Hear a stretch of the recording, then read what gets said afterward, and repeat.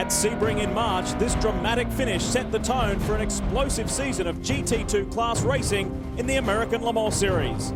Ferrari and Porsche, who will it be come the end? Burmeister hugs the inside line. He's got to set him up here. He's got to get a run off 16. It's all about this corner, Calvin. Look at this run. He's got to run. Mello comes over to try and block him, but Jörg Bergmeister, he's right up against the wall. How close do you like it? This is a drag race down towards turn 17. Here comes the Ferrari. The Ferrari comes back. It's on the wrong side. It's outside. Bergmeister has the preferred line. Mello's going to have to do the hard work, and he hasn't got enough. Has he switched on him? He gets the inside run. Race. They touch. They touch again. And Mello will get it. The Ferrari wins GT2. Now, 11 races and 7 months later, those two teams will face off one final time to decide the drivers, teams, and all-important manufacturers' titles. Ferrari holds the advantage over Porsche entering the series finale. It's an old-fashioned sports car shootout from Monterey, California.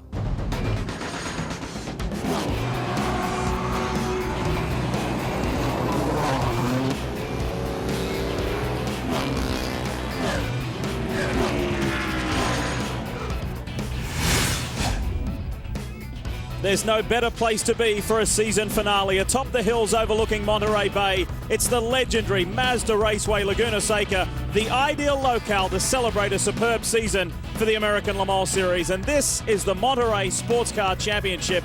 It's also the Acura Countdown to Green, part of our Acura pre-race show. And yes, the age-old sports car battle continues. Ferrari versus Porsche. Two wonderful American-based teams. The Houston-based Risi Competizione has a 22-point advantage over the Sonoma-based Flying Lizard Motorsports. Now, for the Ferrari boys, the equation, it's not quite simple, but it is pretty straightforward. They just need to finish 10th or better and complete more than 70% of this race, and the championship is theirs. But the key point, it is not over yet.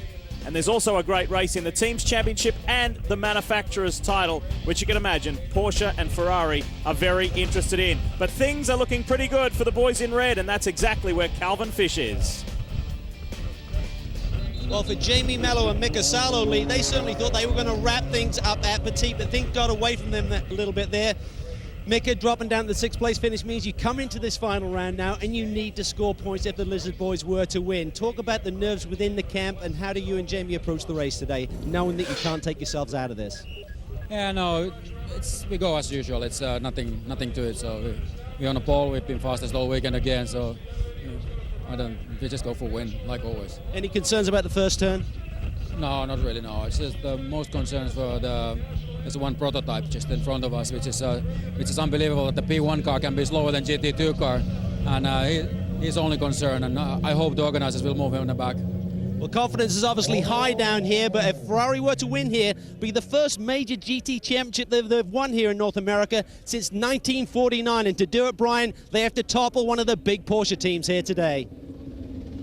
That's right, Calvin, and that Porsche team being driven by Jörg Bergmeister, Johannes van Overbeek. We're talking about Flying Lizard. Now, they won at Petit Le Mans. Jörg, you've won at this racetrack before in 2005 to clinch your championship. Last year, a second gave you that championship. How much help are you guys going to need from the 62 to take a championship this year? Well, it looks a little better for the team championship than for the driver championship. For the team driver championship, the 62 needs a lot of bad luck. 0 points for them, and we need to win. We'll see what we can do. Hopefully we can clinch the team championship. That would be a great result also. Thank you, Brian. Hi, everyone. Lee Diffie and Dorsey Schrader with you here in California. And while the boys just updated you on the exciting news in GT2, Dorsey, let's talk prototypes for a moment, both P1 and P2, because although the fact that the championships are decided, they've been put to bed, Audi come here on a high after winning Petit Le Mans, but some big news in terms of a driver change there. Mike Rockenfeller's taking over the seat for the Audi, and remember, this is a lot of pressure on him for a couple of different reasons. Rockenfeller's only raced this car once. It was at Le Mans. He had a very big accident of his own doing. He has tested it one time since then. He went to Hockenheim on a systems check, but no competition, so a lot of pressure there. And remember, the end of the season is when the drivers' contracts are up. All of the manufacturers looking to next year. Rocky's under a lot of pressure. And of course, Rocky is replacing Emanuele Pirro, who is back home in Rome, still recovering from that huge crash at Petit Le Mans. Let's talk Acura, because they're determined to bookend the season. They won Sebring in class. They want to do the same again here. Yeah, they do. And Acura's engine development has gone going as they've gone through the season. They've gotten more competitive. In fact, they're very competitive here. They are the second row. And the front row, it is all locked out. Yes, those familiar yellow Penske Porsches, and Calvin's there. Well, Lee, Sasha Masson finds himself in very familiar territory here at Mazda Raceway Laguna Seca, on the pole for the third consecutive year in the P2 class. And this year, Sasha, it's on the pole overall, which I know is very special to you. But now that the championship for you is decided, you and Ryan Briscoe, your team, are locked into second place. Does this year allow you to go for maximum attack here today and go for the win? Yeah, of course, we have nothing to lose, but this is still a race, so we have to approach it the same way that we want to, we want to win every race, but so we have to approach it the same way, and therefore we take it easy at the beginning and see at the end. Good luck today, mate. Thank you. Well, all season long we've been talking about this battle between the Porsche boys and the Audi boys, but on the second row, Brian, it's all about the Acura brigade today. Well, Calvin, that Acura brigade being led by Andretti Green Racing, Brian Herta, Tony Kanaan. And Tony, I know you've only gotten to race this car once. You didn't get in it at Petit, but at Sebring, you guys took the victory. You have a chance to bookend the season, and every time you get in this thing, it seems like you just love driving the sports car. Yeah, I enjoyed it a lot. I got to thank Acura and AGR for the opportunity. Obviously, Sebring, I had a blast. I didn't have a chance to have fun in the Petit, but I would say, it would be good to wrap up a season here with another win. But, we know we have a lot of room of improvement, so we're here to try our best. And I have to say, I'm loving it. Laguna Seca, it's a great racetrack. I had a lot of success here in the past, and ready to go. This team loaded for bear, both Tony Kanaan and Brian Herta. A lot of success at Laguna Seca. Herta has won here twice in kart. Tony Kanaan has some podium finishes himself. This Acura team will be strong, guys. And Brian, the weather could not be better today for sports car racing. We've teed it up for you, and the boys and girls of the American Le Mans Series are ready to smash it around Laguna Seca for 4 hours. Speed's coverage of the American Le Mans Series is brought to you by Acura. Acura, advance.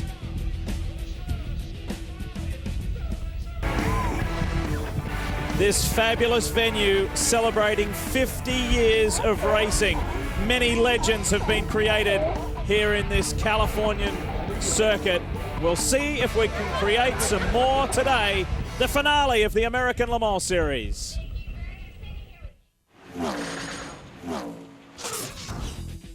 Speed's coverage of the American Le Mans Series is brought to you by Acura. Acura, advance. By Mobil 1, the world's leading synthetic motor oil. And by Hyatt Gold Passport. To join or learn more, visit goldpassport.com. We're back in Monterey. We've told you about 3 of the 4 classes in the American Le Mans Series. Let's talk GT1 with Brian Till. Well, Lee, the Corvettes are back, but when you look real closely, they don't look familiar. A different paint scheme for the Corvette team this weekend. The number 3 car, yellow with the black accents, and then you see the number 4, black with the yellow accents. That is the skull and Corvette wings that embolden and embody what Corvette racing is all about. They call the skull Jake, and he embodies what they mean as far as take no prisoners. So a little tribute to all the Corvette fans out there and to the team. And talk about take no prisoners.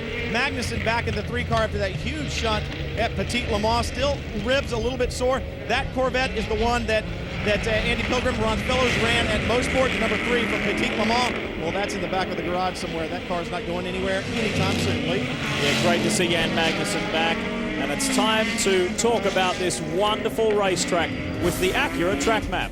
Well, we've got 2.238 miles of racetrack, 11 corners, and right down here in turn 2, that's one of the best passing areas. We'll see side-by-side action all day.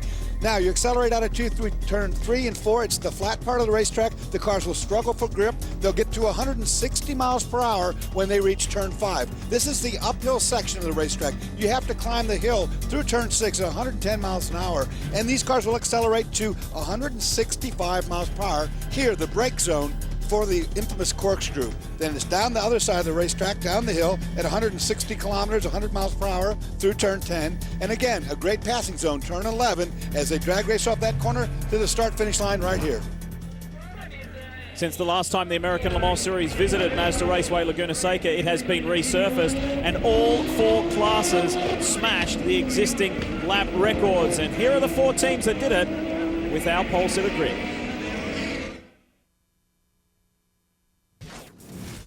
Hi, I'm Sasha Maassen from Raren in Belgium. Ryan Briscoe, Sydney, Australia. Alan McNish from Dumfries in Scotland. I'm Dino Capello from Santo Stefano Belbo, Piemonte, Italy. Jan Magnussen from Roskilde, Denmark. Hi, I'm Johnny O'Connell from Flowery Branch, Georgia. I'm Jaime Melo from Brazil. Hi, I'm Mika Salo from Helsinki, Finland, currently living in Monaco. Yes, they did a wonderful job, and the full field is rolling across at the top of your screen. Let's take you to our onboard pass, and let's show you, because in fact we have an additional camera this weekend. We've got 7 in total, but let's start with 4. And a quick reminder too about the onboard pass. Simply go to speedtv.com, log on, and you can watch continual streaming of the onboard cameras and hear pit-to-car communication as well. And that's our first 4. The other 3 are all 3 of our Acura teams: Highcroft, Lowe's Fernandez, and of course Andretti Green. So we've got some great stuff for you here today. 7 onboard cameras, and everybody is feeling pretty pumped up about this event here today, Dorsey, aren't they? Because they feel there might be a number of caution periods, because the majority of sessions this weekend have been punctuated by a lot of red flag stoppages. But everybody's anticipating a great race. Well, one thing about this racetrack, it's very difficult to make a pass, particularly on a P car. For one of the prototypes going on a GT2 car, it's hard not to make contact. If you get off the racing surface, it's full of gravel traps, so watch. Sasha Maassen, as Calvin pointed out earlier, 3 consecutive years of grabbing a pole in the P2 class. Wonderful performance. It's an all Penske front row. What has Audi got? What will young Mike Rockenfeller do? Can Acura come back and do what they did at the beginning of the season at the 12 Hours of Sebring? Who will win the GT2 class battle? It's all up for grabs over the next 4 hours right here on Speed, to say farewell to the 2007 American Le Mans Series. Sasha Maassen takes the green from the pole position. Right on the inside, Alan McNish forceful from the green flag, and locking it up on the outside, the Andretti green machine of Brian Herter, and he's spun. And he's going to cause a big colossal mess behind him. Well, the 9 went around as well. That was Herter to the outside, making a really hard run at it, and it's taken all 3 Acuras around. Not what they needed. David Brabham went around as well. All 3 Acuras in trouble, and that puts the 2 Audis right on the heels of the 2 Penske Porsches. Crazy turn 2 at the Andretti hairpin. Well, we knew the Audis were really strong on the starts and on restarts for that matter as well. But McNish really pressured him. This is Mike Rockenfeller in the 2, partnering Marco Werner. And it is a full course yellow. Brian Herter is stuck. It didn't take long for that one to happen. There's Brian Herter. He's in that gravel trap we talked about. All right, let's show you some replays. What happened heading down through turn 1 and into the Andretti hairpin, turn 2. This is on board the Highcroft Acura with David Brabham. That's Herter locking up. And that lockup will probably flat spot on the tires. Now take a look. This is a reactionary spin. He sees the trouble in front. Cold tires, remember, we hadn't gotten started yet, hardly. Brad spins. Here's a better look at it from above. There's Herter locking up. Almost makes contact with the Audi. Now he starts to loop it. So does Brad. I didn't see any contact. Good avoidance back there. And Diaz did get through. Diaz did get through unscathed. It looked like he may have got tangled up in it, but that was a good run for him. So we're under our first full course yellow as we climb aboard the Lowe's Fernandez Acura with Luis Diaz. Very important day for these guys here today, with 4 very significant figures from the Lowe's organisation, as Herter has already been rescued. That's good news. So he's up and away.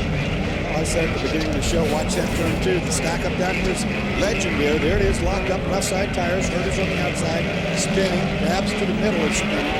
Everybody now in avoidance mode, doing a pretty good job of that. See the gravel trap, although Herter's not off more than about 2 feet. It's not going to get the car stuck. This is on board with Luis Diaz at the start. McNish forced his way through. Great start from him. And this is what it looked like for Luis Diaz. Boy, Luis has got to thread the needle between two spinning Acuras with his own. Did a good job doing that. So we slow. As quickly as we got going, we slow and regroup. That's made the task for Alan McNish and Mike Rockefeller a lot easier. It gives them a clearer picture and a nice, crisp view of the Porsche Penske's 1 and 2. Now, pole sitter Sasha Masson leads the way from Timo Bernard. Hey, and guess what happened back in GT2? Jörg Bergmeister got a flying start and got by the Ferrari of Jamie Mello. It's on in GT2 as well. We'll be back.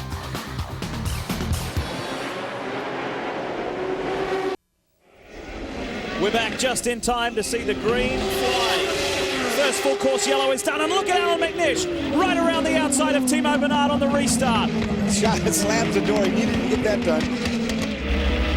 This is something we knew that the Audi was capable of. On drag race restarts, these Audis are going to outrun the Porsches. Once the Porsche gets up to speed, it's a different story. Couldn't ask for anything better. The final race of the year, Porsche, Audi, Porsche, Audi. The two dominant teams in P1 and P2 going hard at it at the front. Luis Diaz, the next best in the Lowe's Fernandez Acura. He sits 5th.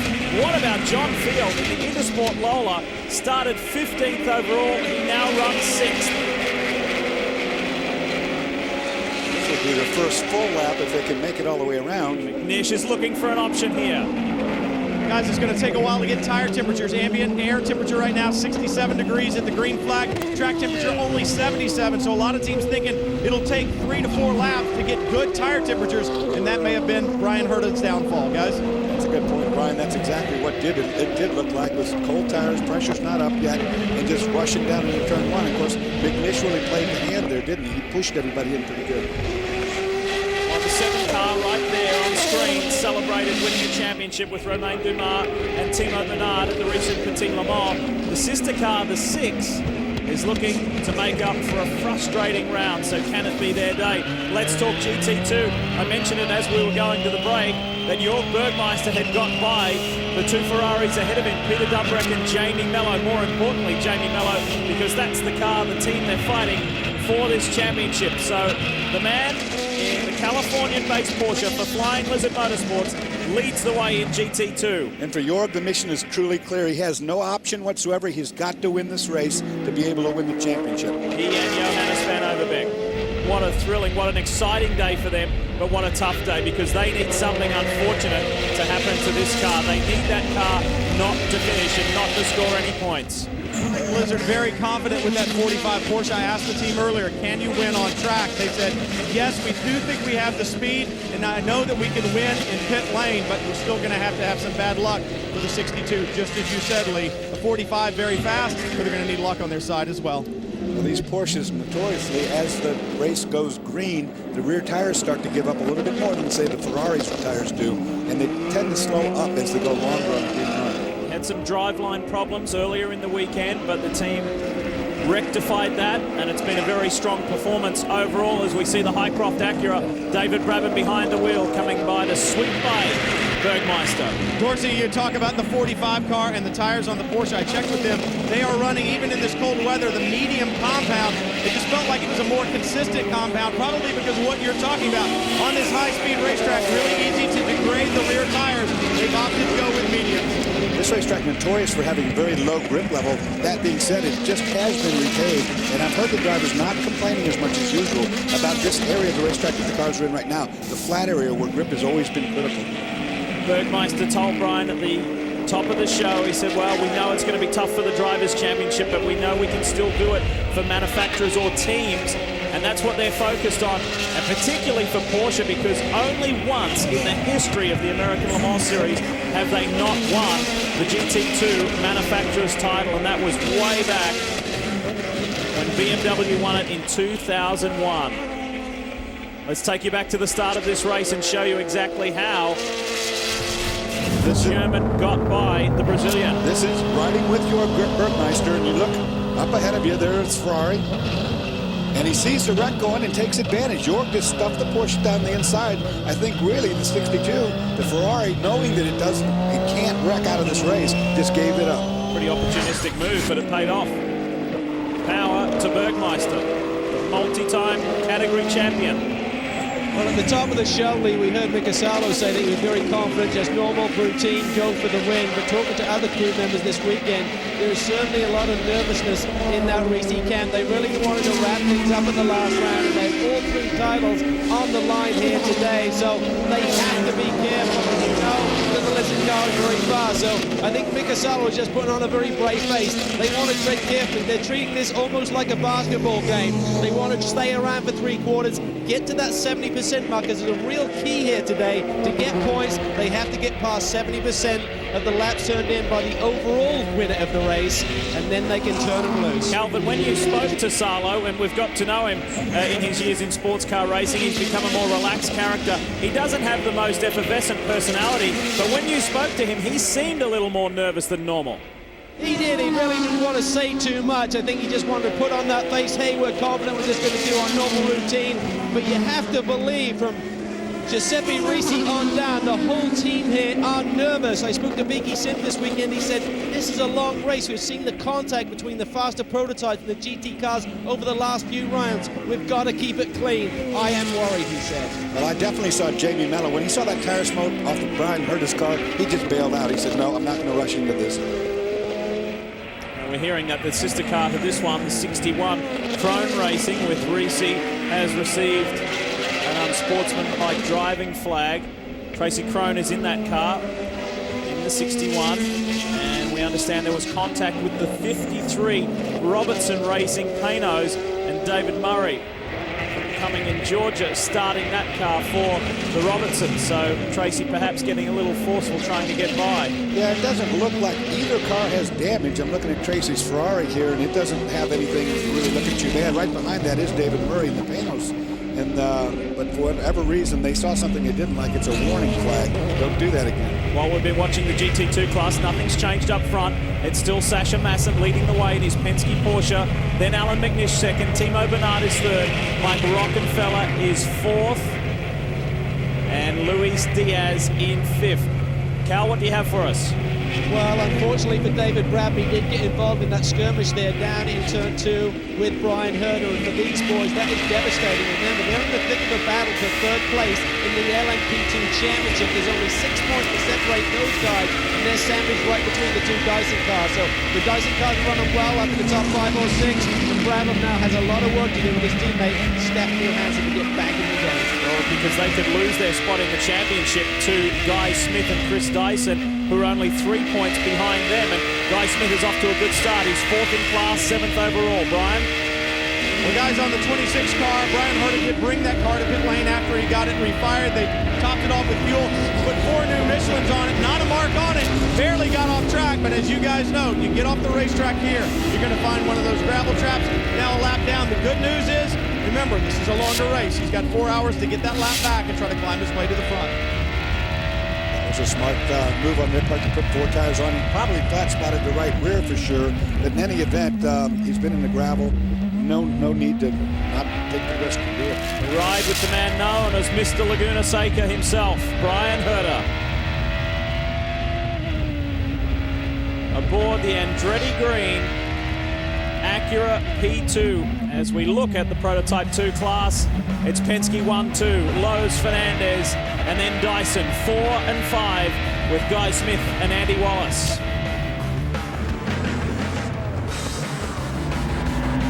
It's been a frantic start, but this is a long one. 4 hours of racing at Mazda Raceway, Laguna Seca. So much more to come. You're live watching Sports Cars on Speed. I want to remind you about Speed's free on-board pass presented by Acura. And Acura is, in fact, the key word. Log on to speedtv.com now, and you get uninterrupted coverage of the entire race online with Speed's on-board pass. You can hear pit-to-car communication as well. Keyword is Acura, and it is free. We're back at Mazda Raceway, Laguna Seca, and we're back with a new race leader. Yes, Audi's Alan McNish, the newly crowned and defending P1 ALMS champion, is out in front. He got by Sasha Masson during the break, and this is how it happened. Dorse, talk us through. Overhead shot here you see. Here comes McNish. That is Jörg Bergmeister getting past. He's the lead car in GT2, but it held up the Porsche just that little bit. The Audi, remember, recovers its speed more quickly. So if there's traffic in the way and you have to slow up, well, the Porsche takes longer to get there. Here's that little bit of slow right there. Now watch the Audi come. Gone. Got it done. Very effectively, very quickly. Alan McNish, here it is from the inside, coming up to turn 5. Goes around the outside, takes the long way around. Don't often see that there at that corner. No, you don't. You do not see that there. That's normally a very good inside overtaking opportunity right there. Now this is what the Porsches did not want to have happen, to get that Audi in front of them, because now the Audi can control the race pace and make it to its advantage. In other words, it can slow the pace down and then it re-accelerate away from these Porsches. There's been a lot of aggro here this weekend, and I guess it's been a growing situation and a growing problem between the prototype cars and the GT cars. The prototype boys feel that the GT guys are just not giving them enough room, not getting out of the way, for want of a better term. And it was quite a spirited drivers' meeting.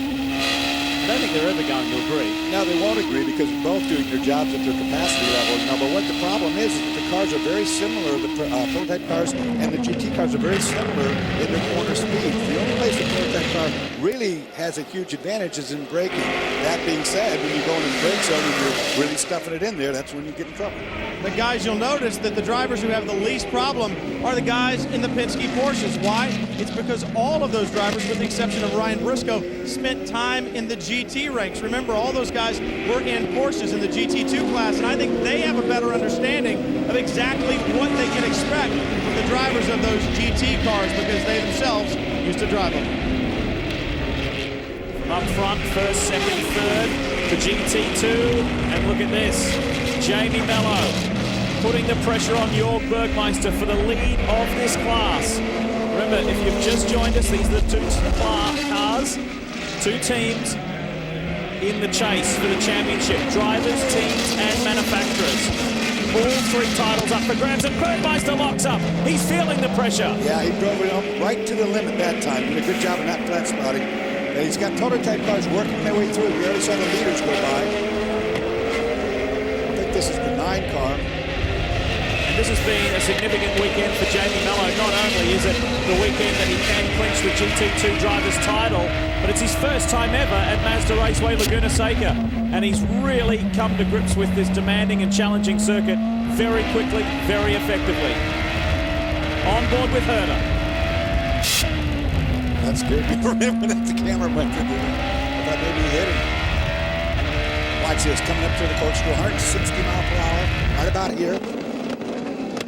And look how the GT cars can mess you up. This is what we were talking about. This is Tom Chilton trying to get by the Risi Competizione Ferrari. And speaking of that team, here's the team principal.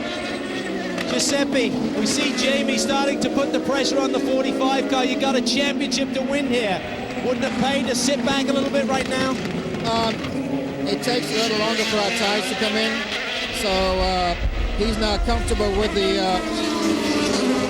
tires, and the Porsche tires come in a little earlier than ours, so I'm sure he's finding his comfort level. Key today is to get to that 70% mark. You may need to get a few points here to clinch these championships. What do you tell a driver who's trying to go for a win right now, Giuseppe? No, we don't necessarily want to go for a win. We've just got to find that comfort level. And if that comfort level takes the front, then be it so. Obviously got a fast car underneath him, guys. Big smiles down here. And a very cool customer is Giuseppe Risi. His drivers are going for their first American Le Mans Series title. Can they do it later today? We will find out. And that man, Giuseppe Risi, is going for back-to-back teams championships in GT2.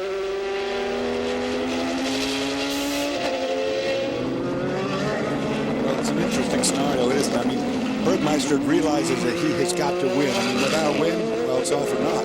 He's going to have to keep the Porsche in front without any question. On the other side, it's much easier to be in Melo's situation because all he has to do is make that 70% mark, and he'll probably end up winning.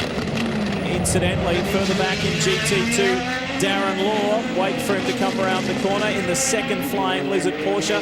That shows you the interval. That shows you how well these front two runners are going. So another Porsche has got ahead of the Peterson White Lightning Ferrari of Peter Dumbrink, his first visit as well to Mazda Raceway Laguna Seca. Then Ralph Koenig in the Ray Hall Letterman Porsche. That 18 car has had a wonderful weekend. And Wolf Hensler making his way through from the back of the pack in the 71 Taffel Racing Porsche. So a great scrap here for third for the minor placings in GT2. And you just saw right there Alan McNish as he worked his way through that battle, and now the Porsches, the Penske boys, doing the same. Up ahead, Peter Dumbrink is next on the list. Lucas Luhr, incidentally, is in that Peterson White Lightning Ferrari, and Dumbrink had a hairy moment. That's the corkscrew, and he's gotten in there way too fast and plowed the nose into the ground at the bottom. That could not have done it any good.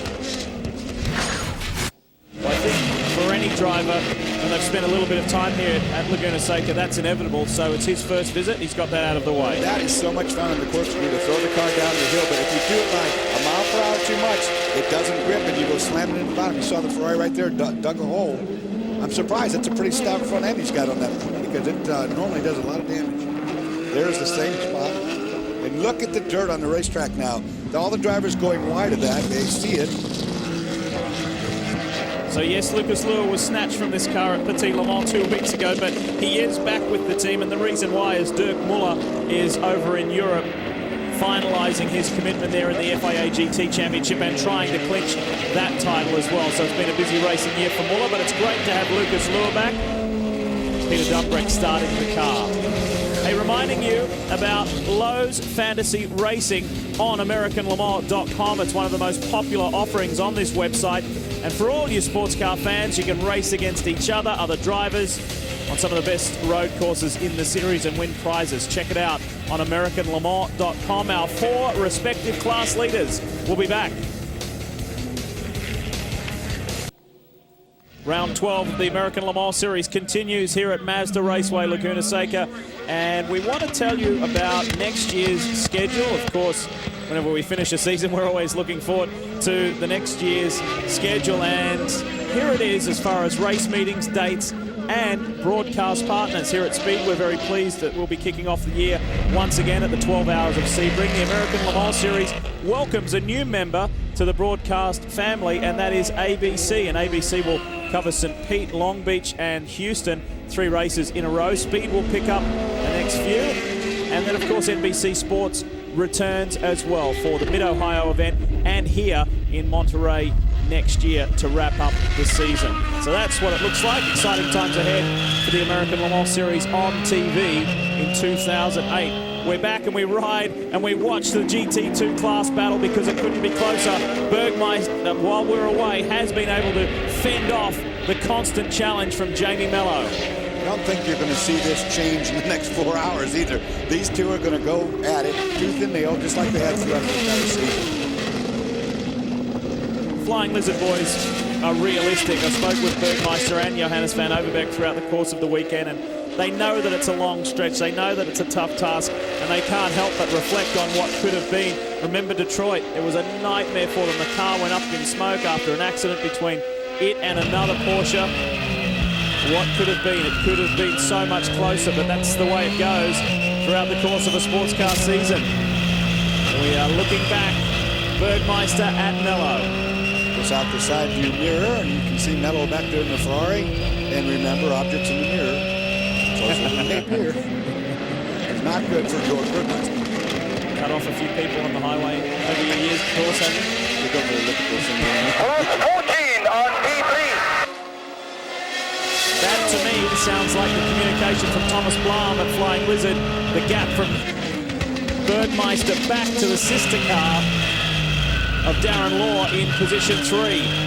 Mello continues to just be a menace. He's just being a plain pain is what he's doing. But he's got the upper hand, doesn't he? I mean, this has got to be fun for Jamie because he knows what his position is in this race. So he might as well aggravate his friend York there. Giuseppe Risi told Calvin Fish earlier they're just looking to find a comfort zone and a comfortable pace. And if this is their comfortable pace, well, so be it. Well, that's sometimes more important too, Lee. I mean, getting yourself into a comfortable race pace is more safe than backing away from that pace and losing your rhythm. Dorsey, you're spot on there. I just checked in with team manager Peter Singer. I said it's not a risk there to run that close to a car in front of you. And he said, you know, Jamie's just so smooth. He's very calm behind the wheel. He does not get excited. He said the pace is just really comfortable. He's not pushing the car at all. He's just going to keep his eyes ahead, make sure there's nothing coming up that can be a problem. But we're just comfortable sitting there, so a lot of confidence here right now. The racing car performing very well. As we know, the tyres seem to stay underneath that car a little bit better than Porsche on the longer runs.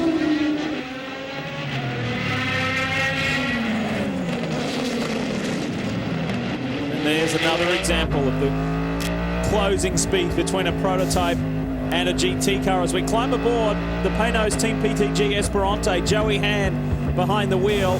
He currently sits 7th in class, and there's a pretty good scrap going on. Wolf Hensler is ahead in the Tafel Porsche. Terry Borchella is behind in the Team Transport entry.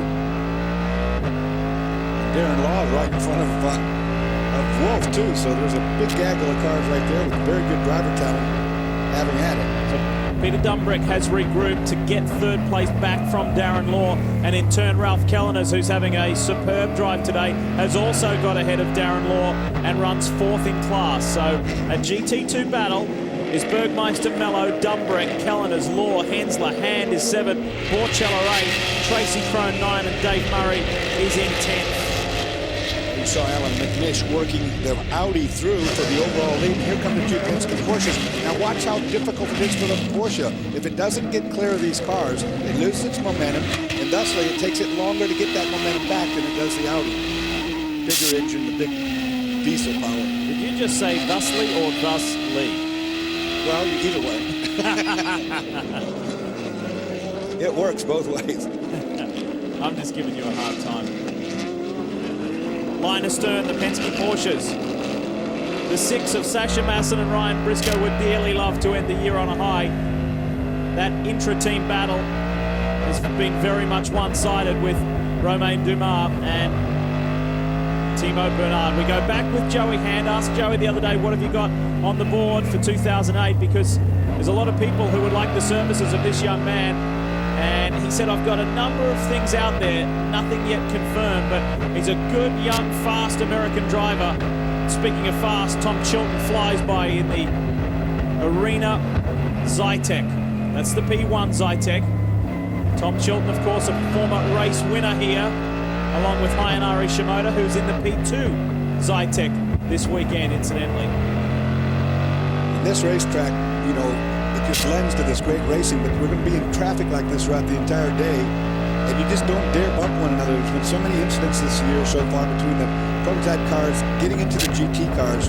Everybody's a bit fed up with it. It's the end of the year, and you know, they'd like to close it out on a good note. It's always funny at this time of the season, isn't it? Because there's relief that it's the last race of the year. However, that's opposed with a whole lot of enthusiasm and motivation to finish the year in the best possible way that you can, to have an enjoyable off-season and give you something to look forward to and build on for the next racing season. So even though 3 of the 4 championships have been decided, this one hasn't. GT2 is still up for grabs.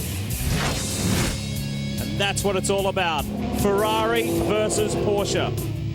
It's been going on for decades. It's one of the best arm wrestles in sports car racing.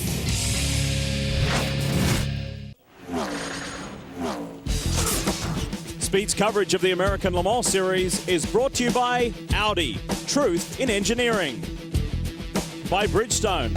For drivers who want to get the most out of their cars, it's Bridgestone or nothing. And by Klein Tools, American-made quality for 150 years. Pros know the difference. Welcome back to Mazda Raceway, Laguna Seca, everyone. Lee Diffie and Dorsey Schrader with you, along with Calvin Fish and Brian Till.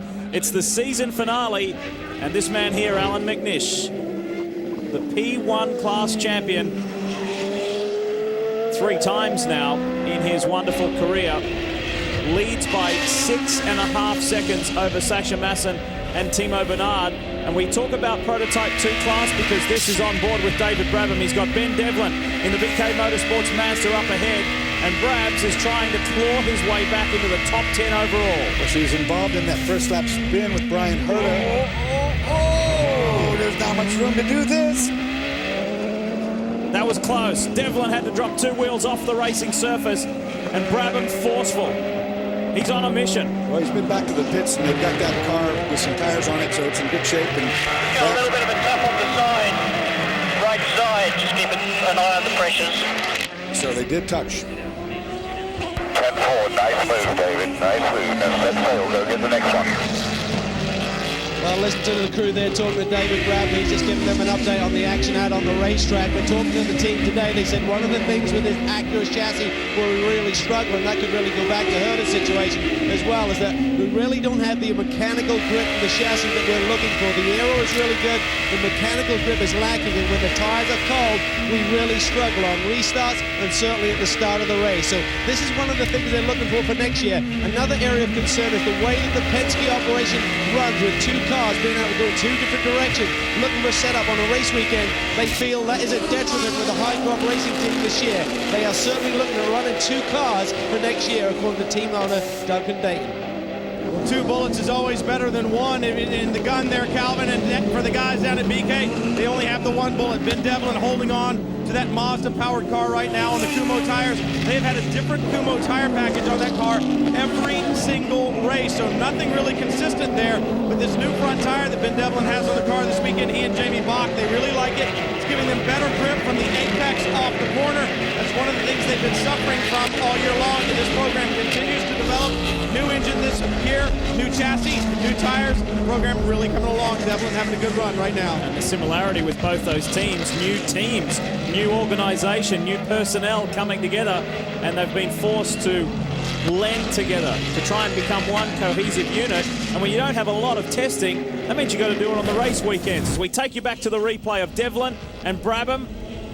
And they were side by side in the brake zone at the top there. Then they went through the corner, and Devlin moves over very gentlemanly, drops 2 wheels. Take a look here. It'll be a much better idea of what this is about. No contact there, but Devlin definitely had to go into the dirt to avoid contact. Well, credit to Ben Devlin there, because David Brabham is not an easy customer to deal with, and Ben just didn't say, come on through. I'm going to make it a little challenging, a little difficult for you. You know, surprisingly, Brabham was complaining to his mechanics before that after that spin that he had when he went back out, that his brakes were not proper. He thought that the brake pedal was not the way it should be. So obviously that's worked itself out. Painting the picture overall, it's McNish over Masson, Timo Bernard third, Rockenfeller in the second Audi is still 4th, then Luis Diaz in the best of the Acuras is 5th, then Guy Smith and Andy Wallace, the 2 Dyson Porsches. Stefan Muka is there in the 5, that's the P2 Zytek, and he's 8th overall over Klaus Graf, and then David Brabham, who we ride with, is 10th overall. Jan Magnussen, incidentally, is the lead GT1 Corvette. Brabs, I didn't see anything wrong with the brakes there. Boy, he drove it down in there, but in GT2, that battle has not stopped side by side. Mello and Bergmeister. This is not about to go away. Fabulous GT2 racing. Porsche v Ferrari, and Mello's got him on the run up into turn 6. New class leader. I think Jamie just got bored with the whole watching the back of the Porsche scenario. It's decided now I'll take the lead for a while. But this is not going to change. You'll go like this right to the finish. Yeah. Let's see what Bergmeister has. He pushes the Flying Lizard Porsche as hard as he can. You're talking about a 2-time GT2 champion in the last 2 years. That's Jörg Bergmeister. He so desperately wanted to get 3 in a row. But these Ferrari boys from Risi Competizione and this 430 are tough customers. Jörg blocked his brakes up there at the top of the corkscrew. Something's going to have to watch. Here's on board. The pass to the inside. Through turn 4. Very fast corner, over 100 miles per hour in these cars. Here comes Mello. That's how close you can do it. Hey, it's coming through. And it's Sebring all over again. That was, yeah. I don't think Jörg's going to like that. He didn't like it when he got slapped around at Sebring either. So they're going at it, but already Mello has somewhat of an advantage. Look at that. He's driving away from the Flying Lizard Porsche. Almost got our camera, too. This is the tire situation that they're coming to play that I talked about before. The fact that the Porsche now has run some 33 laps on these tires and starting to slow up a little bit. The Ferrari seems to be able to sustain that speed longer over a longer period of time.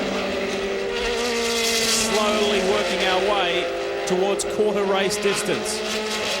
And the team's working the strategy. That's the Risi Competizione pit. And Mika Salo, very interested in what is going on.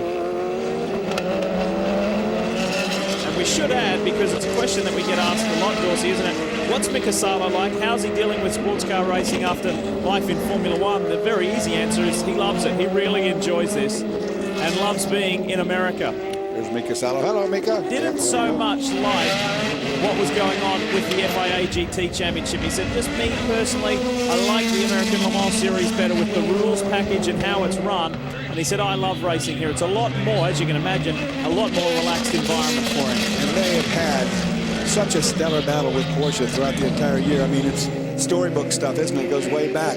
Porsche versus Ferrari, and it's come right down to this last race. It's not over with yet. Ferrari has the upper hand, no doubt about that. Anything can happen at this racetrack. We've seen it happen before. Not only is Jamie Mello leading this race, and not only has he had a busy year race-wise, he and Gian Maria Bruni are the official test drivers for Ferrari for the new 430 that's coming out. So they've been very busy back in Italy. And yes, Patron is on the track. Is that just out in front of us here? Yes, it is. It's in That's exiting turn 4. 4, yeah. And Tracy might be stuck. I think he is. You see, he's digging himself a hole now. This will bring out another caution if he does not get out of there on his own. You know, it's surprising. He's not off the racetrack by even a full car length yet. That's how that gravel works. I mean, just once you're in it, you're just high-centered. And there is our full course caution. The second one comes on lap 35. This should be interesting in the pit lane now. Yeah, it just grabs you, doesn't it? When you're off track here, and that is a common place to leave the racing surface here at Mazda Raceway Laguna Seca. The race leader from our Porsche aerial cam, Alan McNish. Copy H. Where is the safety car, please? Where is the safety car? Communication from McNish. He wants to know where is the safety car exactly. Well, when you're leading and in control of the race, you want to know where all the variables are. In a caution period, it's only the second one, and we're almost an hour into this one.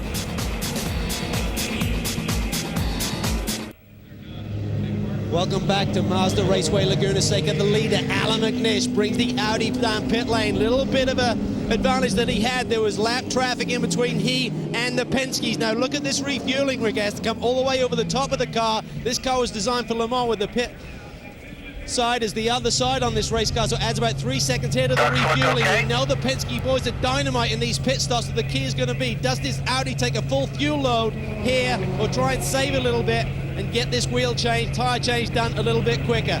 Penske boys right behind them. They're in the air already, so the Penske's refueled a little bit quicker than the #1 car. Now it's down to the crews. They practice this 3-4 times a week. Who's going to come out on top? A little bit of a delay there on the right rear on Alan McNish. This is the problem. He's lost the wheel nut.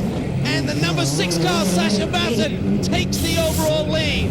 McNish sits here. He can't believe it. The other Penske's away. Major drama there. The 15 car, in fact, beat everyone out. Maybe they didn't take tires. I wasn't there. But major action down here with the prototype categories. Did you see the Penske, the second car, the 7 car was blocked in. He didn't get into his pit stall straightly. He got in at an angle, and as a result of that, when it came time to launch, he couldn't have anywhere he could go. He had to push him back and get him going again. You remember Petit Le Mans? It was the same. Here's Brabham. He's released from the Highcroft pit, and he's been able to get out ahead of both Dyson Porsches. So good work from the Highcroft gang. Got to get up to the pack here. Wallace still in the pit lane. And again, he's in there crooked. You can see he's not straight up against the wall. This causes a problem when you go to exit if there's someone's in front of you. Luckily for Andy. We're report from the pits. Car 2, Mike Rockenfeller will have to serve a drive-through penalty running over his own wheel nut. And that, of course, is not Mike's fault because he wouldn't have been able to see that wheel nut. Yet the mechanic, whoever took that wheel nut off, let it get away from him, and it's been run over. If you run over pit equipment, you get a penalty. Well, how about the Lowe's Fernandez team? super pit stop gets him out in front. Watch this. This is Rockefeller. There's your lug nut sitting there, and he's going to clip it with the right rear wheel here and send it flying, and that's the reason for the rule, because when that thing gets shoved out of there, it's a bullet. So, some frantic action in pit lane, and one winner was the 9, the Highcroft Racing Acura of David Brabham. But you know what? He's multi-talented. He doesn't just drive a race car.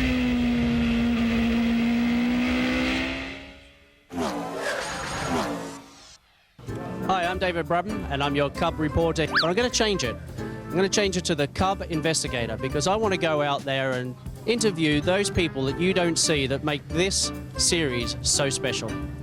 Well, my job is to check all the cars in the American Le Mans Series and make sure that they comply with the ACO regulations. I have a team of about 15 people. We use the same crew at all the events so that we keep some continuity between the competitors and the scrutineering process. Now, what is it going to take to stop those Penske's? I've got a little bit of money here, and I just kind of feel like we just need to slow them down a little bit. Well, Michelin sends guys like myself. We assign them to our partner teams, and my job is to come to the track and try to help guys like yourself optimize the tires. I'm the engine engineer, trackside support. My primary function is to make sure the engine runs properly here at the track. I get to come out here and listen to you guys complain to me all the time about what's going on with the car and try to make them happy. My job's great. I provide a behind-the-scenes food, camaraderie, and fun for a lot of the race teams. How did your life take you to here? I remember being a guest at a race in Lime Rock, and it was beautiful, a beautiful tent, but the food was terrible. And me, with my big mouth, I said, you know, I could probably do double the quality at half the price. And Rob said, if you're serious, absolutely. So Mom and I started this business together 11 years ago. These people are so key to the series, and they have all one thing in common as passion. I'm David Brabham, reporting for Speed. Good one, Brabs. Well, our final Cub reporter of the year. And as he gets back to speed, more from the pits, Calvin. Well, I can confirm, Lee, that the number 15 car did not take tyres, and that's why they gained so much time here on pit lane in that start. Now, they have done that before this year. In Mid-Ohio, I recall, they double-stinted tyres and ended up with a podium finish. This Lola chassis really suits this very ultra-smooth Laguna Seca racetrack. It really works well here. They felt they had a good shot at the pole. They were fastest in one of the practice sessions here. However, it got very hot yesterday in qualifying, and they lost the handle on the car a little bit. They said these conditions here today, a little bit cooler, and certainly going into that last hour of the race, when we start to get towards darkness, this car should be very strong. So certainly playing some great strategy here. A good call by those boys. And Cal, keep an eye out, because they need to keep it smooth and clean, because they heavily damaged the front end of that car, and they do not have a spare front end assembly. I was in that pit earlier today, and they had the 06 front end from the Saito Sport car, Greg Pickett's car, fitting it up for size in case they needed to beg for spares. So they need to keep that on the straight and narrow. Hey, it's not only the finale for the American Le Mans Series, it is the final showdown in the Formula One World Championship, and we have it live here on Speed from 11:30 tomorrow morning. That's East Coast time, and Lewis Hamilton is on the front row. Can he hang on to become the first world champion as a rookie? Wouldn't that be a fabulous story? It is going to be quite the Grand Prix.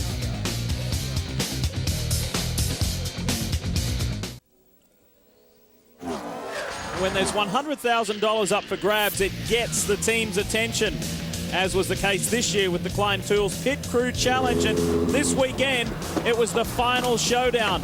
Both Dyson prototype cars, the P2 Porsches, up against both Corvette C6Rs. They faced each other in a round-robin challenge, but in the end, it was both factory Corvettes up against each other. The 3 and the 4. Take a look at this in their new livery, looking smart.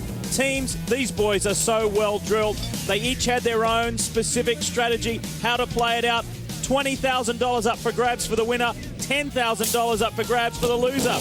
At the beginning, it looked like the 4 car had done enough, and boy, were the team pumped. A lot of emotion. They'd worked out exactly how to do it, and they finally got on top of the 3. However, the official stepped in. There was a slight problem where they overshot the pit box and pushed it back whilst refueling, and that means the 4 lost, the 3 team won, and $20,000 went their way. Danny Binks in the middle with Johnny O and the boys, and the final results, as is Corvette Racing getting the better of Dyson Racing. And of course, $30,000 going the way of Corvette Racing. And this is for real. This isn't the Klein Tools Pit Crew Challenge. This was a few moments ago, and the 4 got the revenge. Keep in mind, Jan Magnussen started from pole and led the opening 45-50 minutes of this race. Look to the right though, the 4 is the black. That's how to differentiate the 2. Mind you, these Corvette boys love this challenge. Not only when there's money up for grabs, but when there's a race victory on the line. Yeah, everybody on that team is so competitive against one another, no question about it. This time the 4 gets their revenge. They might not have got the big paycheck, but they got out of the pits first. Now, I'm talking about things going on pit lane. We talk about the number 2 Audi running over that wheel nut. Turns out that the wheel nut was, in fact, not the number 2's wheel nut. It was the number 1 car. They were having trouble with that right rear tire getting it on. So as a result of that, the number 2 car's penalty has been rescinded. It stays on the racetrack as it was. And that makes sense because Calvin said that during his call, didn't he? He said there's problems with the wheel nut on the 1. Well, let's take you back to GT2 because this is our championship on the line. Brian? Jörg Bergmeister was in. Tires and fuel. I did notice some black marks in front of the right rear wheel on the 45. So Bergmeister going for it. He has to do that if he wants to win this championship. And he's obviously taking chances and trying to go as fast as he can to keep that Porsche out in front. Out, guys. That might have been the wheel mark that Jamie Mello put on there. If we got a problem on the racetrack behind the caution, someone has went into the turn 6 wall. It's the 37 Intersport Lola. And that would have been just a driver change, I believe, with Barry behind the Richard Barry. This is a cold tire situation again. He would have just come out of the pits. How do you do reverse on this thing? Well, now he doesn't know how to get the reverse, which can be complicated because these are all electronic shifted cars. Just like the old one? Come in, Brian.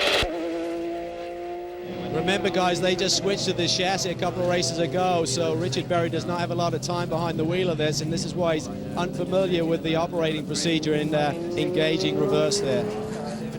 What a shame. A lot of good work done early on reverse. Qualified a little further down the order than where they would have liked, and John Field had got that car as high as 6th place early on in this race. However, it did receive a drive-through penalty for unnecessary contact, and then this, so it's the second blow for the Intersport boys. Well, a lot of strategy being played out in GT2, the 45 and the 62, waited for the wave by, and then they pitted subsequently a lap later. Now, Rick Mayer brought the number 62 car in. He was looking way down pit lane, trying to see what the Lizard boys were doing.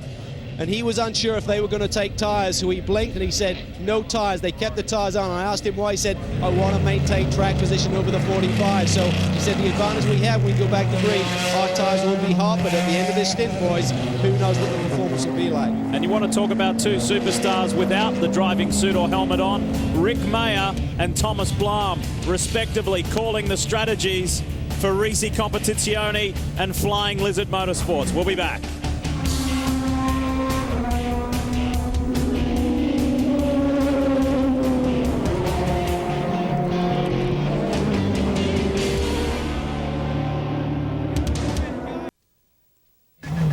Sundays on Speed at 9 p.m. Eastern. It is always Wind Tunnel with Dave Despain.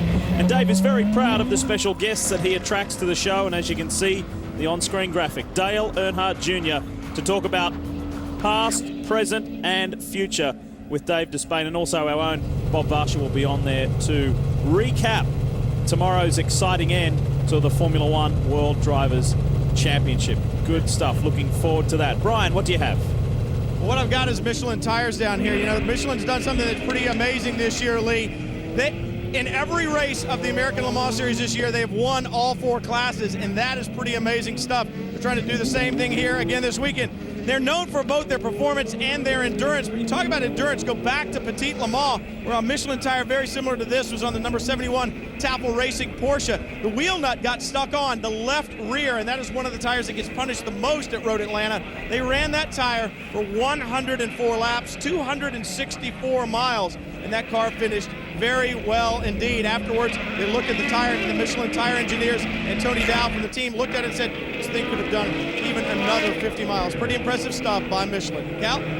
Well, Brian, one of the teams that certainly contributed to Michelin's success is, of course, Audi. Once again, you're having a great season here, Dr. Ulrich. Talk about that pit stop, though. Alan came in with the lead.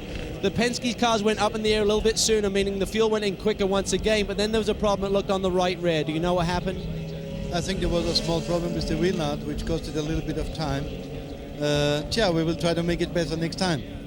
Obviously, at this stage of the year, this season winding down, everyone wonders what the manufacturers are going to be doing next year. We've heard a lot of rumors about maybe you'll participate in Europe on a more full-time basis as well as going back to Le Mans. And what are your plans on coming back to this series? Can you tell us anything at this point? For us, it is always important if we have stable rules. We try to participate in all the series where we can run with the R10 TDI. I think we brought this diesel technology into sports car racing, and we want to use it in most of the championships. So we think about running the championships existing. That means the ALMS and the LMS. But it's a key factor for us that the rules follow the AC1 one. It's been a fascinating battle. Congratulations on this season and another championship. We keep on fighting. Not only has it been a wonderful year for them in sports car racing, but of course recently they wrapped up the DTM title as well with Matthias Ekstrom.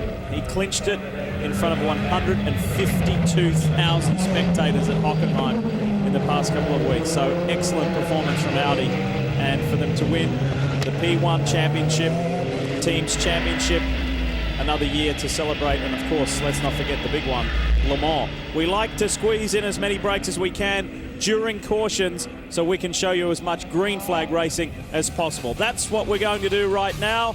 But hey, we've only just crossed over the 1 hour mark. This is a 4-hour timed race, so much more racing to come from one of the world's most scenic places and racetracks.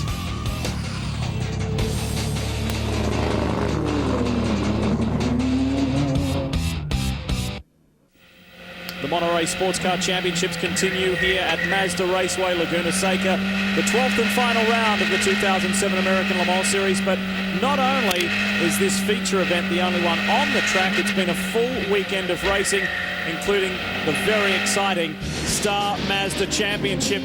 And the recently crowned champion, Dane Cameron, started from the pole, had the inside run, heading into the Andretti hairpin, a packed 35 car grid. Well, they all got through reasonably cleanly. However, it was about to happen. It was inevitable. A big crash involving Lorenzo Mandarino and Ron White. Both guys were okay, but it really affected Ron White and his chase for second in the championship at the restart. Dane Cameron defends from the inside, but watch this move from Alex Ardwan. Outside, inside. And that feels good when you do that to the champion. There were other incidents, and unfortunately the race finished under yellow. But the first win of the year for this nice young man, who was delighted, and you can see it all next Saturday, of course, right here on Speed. And those young guys know how to race. They have some tremendous racecraft at such a young age. And speaking of Mazda, Brian's with a very special guest. We'll lead the Formula Mazda Series, just part of Mazda's Motorsports Ladder. John Doonan from Mazda.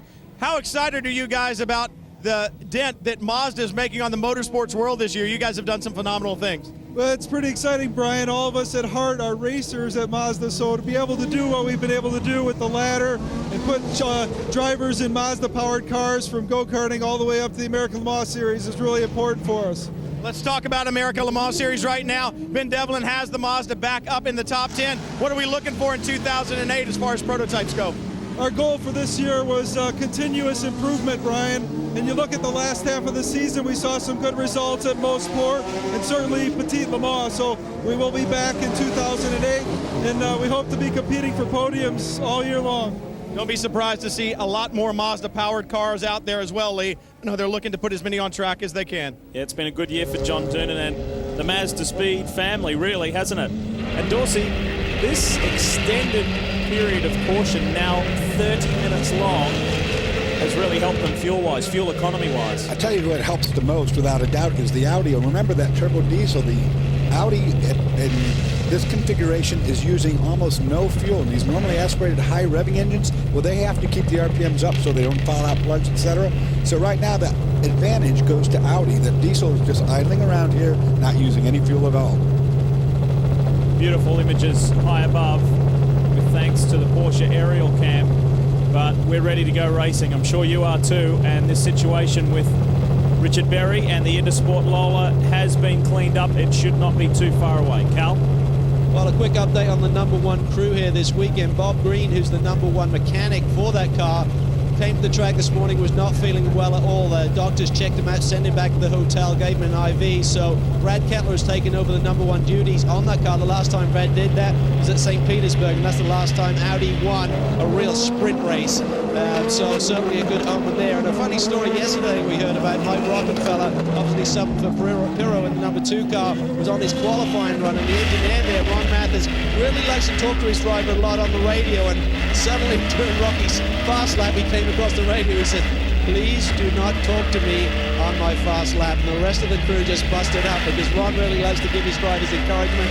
But every driver is different, Dorsey, as you know, and Rocky likes it to be quiet when he's on a quick one. And I did too. I hated it. I mean, if I'm concentrating trying to get a pole position, forget it. Green flag. Ready to go, Green, and watch McNish at the back of the pack. He gets squeezed and he pushes his way through. Great restart, Alan McNish. That was the restart of a champion, and Diaz is being swamped. Once again, the Audi power. I talked about that on these restarts. It's going to happen every time. The Porsche's a little bit asleep at the wheel there. How about that? McNish just forced his way through right on the wall on the inside and is now the new race leader over Sacha Masson. Timo Bernard is third, and all of a sudden Luis Diaz finds himself fourth. Make that fifth. He's way back. He got shuffled completely out. I don't know now if you've got a bunch of pickup on the tires because he was out wide on turn 1, turn 2. Bernard, this is an intra-team battle here. Timo lets Sasha go. You don't want to go in that corner side by side. Both of you would be slow if they did, so reluctantly he got off the throttle. Smart thing to do, though.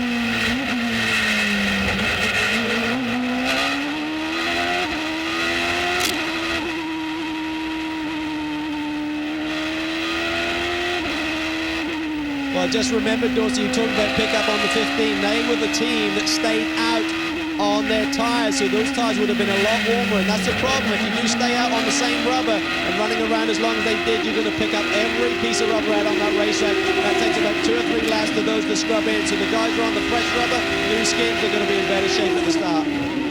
Speaking of the start, Cal, let's take you back there.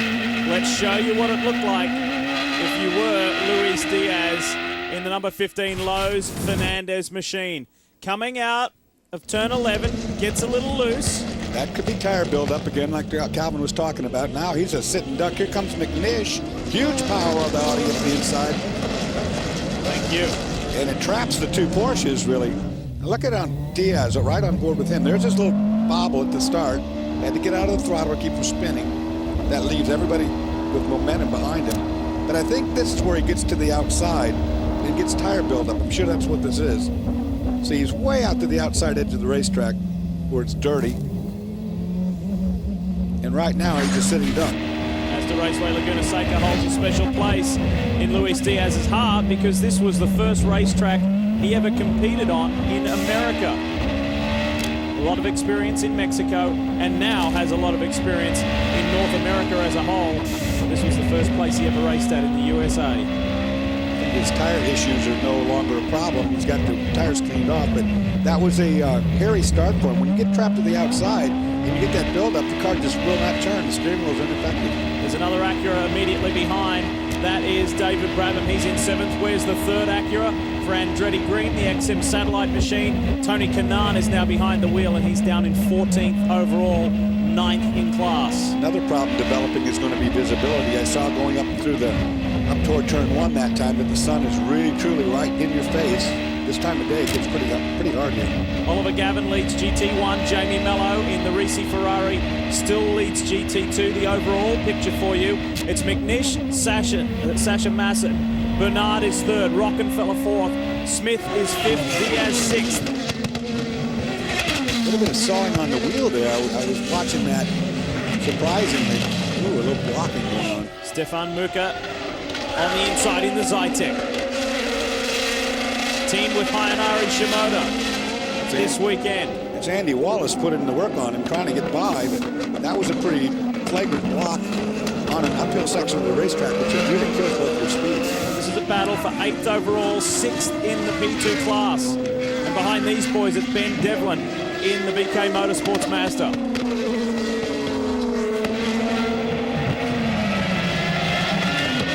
The pressures are just about there now. Talking about air pressures just about there now. What they're watching, the crew is monitoring the tire temperature, the tire pressures as they build up. So right now, those pressures are not up to snuff yet. They're still needing another lap or so. It's all blue Zytek in front, car 5.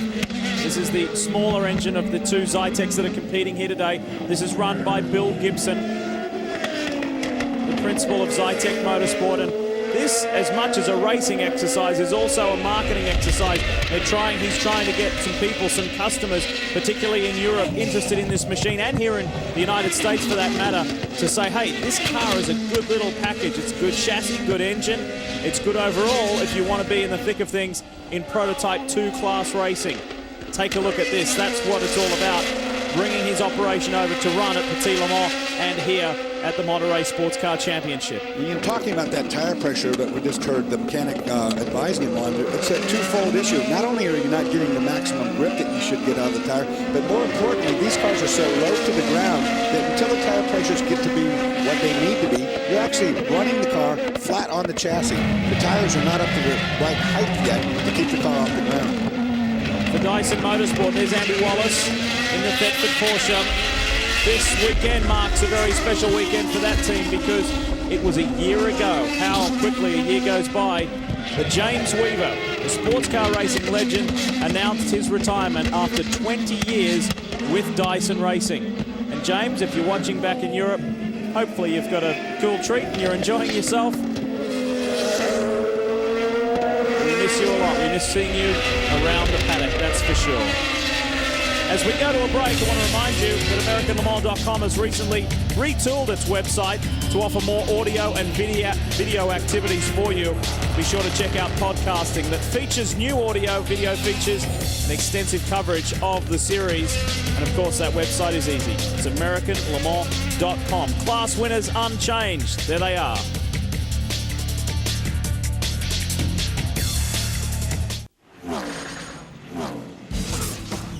Speed's coverage of the American Le Mans Series is brought to you by Lexus and their pursuit of perfection. We welcome you back to the Monterey area here in California, and this is our race leader to the tune of just under 3 seconds. It's Alan McNish in the Audi Sport North America diesel-powered R10 TDI. It's running smoothly for McNish at the moment, and as Dorsey highlighted earlier, that lengthy caution period of in excess of half an hour will have helped their fuel economy, recalibrated their strategy for this race into the early evening here in California. Local time, it's almost 4:15, and life is good for Alan McNish at the moment. It's still the two Penske Porsches running second and third. It's Masson over Bernard. And just before we came back from the commercial break, there was some radio communication between the team and Timo Bernard, and we think they were talking about a fuel pressure problem. Timo actually called to the crew and said, I have a fuel pressure problem. I've just reset it. Now what happens is that your dash will all of a sudden light up, and it will indicate that we have a problem in fuel pressure. You push a button, and what it does is it resets the parameter for which that light came on, either higher or lower. But he told the crew guys, hey, I've got a problem on board. You guys watch it on telemetry from in the pits. And they said, from our telemetry, it shows that you're all right. Jamie Mello continues to be the GT2 championship leader and race leader. He has a very narrow margin of just about 1.5 seconds over the Flying Lizard Porsche. There it is, Jörg Bergmeister. And Wolf Hensler has been the big mover in the pack. He's come from the back of the field in GT2 to run third in the Tafel Porsche. A superb performance from Wolf. Do you expect anything different? Oh, he's great. He is great behind the wheel of one of those Porsches. There he is in the white and blue Tavel. One thing you know for sure at home is that Wolf Hensel is one of the best Porsche 911 drivers in the world. One thing you may not know is that he is a very accomplished karaoke singer. We tried to get him to do something for the broadcast, but he was a little bit shy. We can have a contest. You and him? Yeah. Definitely not me. Okay. Now, what a great run here. And also a good break in the bad luck run for Taffel too, because they've had crash cars, they've had several problems this year in their run, but so far this weekend, reasonably good. There were some troubles earlier in qualifying to put this car towards the back of the pack, but Wolf has made very quick, swift work of it. Back aboard the Lowe's Fernandez Acura.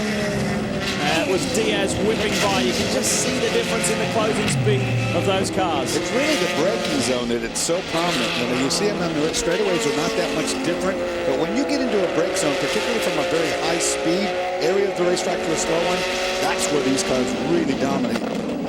Didn't do bad going up the hill there either. I see a little bit of smoke coming out of that car on the shift. Saw it before. We talked about it on the Audis when they're behind a pace car. They smoke a lot, but that's normal. It's not an engine problem. So 1, 2, and 3, there it is. Hensler maintains his third position. Behind Wolf is Tom Milner. He runs fourth in the GT2 class. Lonnie Pechnik in the second Flying Lizard Porsche. Then Bill Ortland in the Team Panos PTG entry ahead of Terry Borchella. And then Jim Taffel, 8th in class. Andrea Robertson, and that's how it sits in GT2 at the moment. 1.5 hours down in this race, 2.5 to go.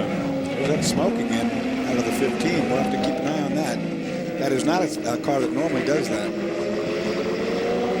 Tom Milner. It's been a good, strong weekend. Actually, they had a very good run at Petit Le Mans. This has been a strong combination. First year in the American Le Mans Series for the Rahal Letterman organization. There's been a few whispers about what is Bobby Rahal planning to do, and of course he is one of the legends of Laguna Seca who is being celebrated this weekend. What is in store for this team in the future in sports car racing? Well, Lee, I spoke to the team earlier today. They're having a good run right now. 4 times in the last 6 races they've finished on the podium, so the second half of the season they're really coming on strong. One of the few teams that started on the soft compound tire today, Ralph Kellner said, we made a mistake. We thought it would give us a lot more grip. It was very unstable when it was cold. So now that Tom Milner has gotten in, they have gone to the medium compound tire. The car should be much better over the long run. But right now, that entire Rahal team really coming on strong the second half of the season. Well, we've also seen Tom Milner evolve and grow and mature into a sports car driver. He had a rocky start, didn't he? I mean, at the beginning of the year, a lot of crashes, a lot of things that were not going the way they should go, and that's all been put aside. And right now, Milner doing a good job behind the wheel. As he's being passed by a whole bunch of P2 cars. Trying to achieve what they did at Road Atlanta, and that was a podium. It'll be a very satisfying way to end the year. This is the other Zytek. This is the P1 Zytek from Arena Motorsport. The 10. At this point of the night, the visibility, like we talked about, the sun starts getting in your eyes. The racetrack temperatures will start to drop shortly. They'll start to plummet as it gets quite cold around here, being right off of Monterey Bay like we are.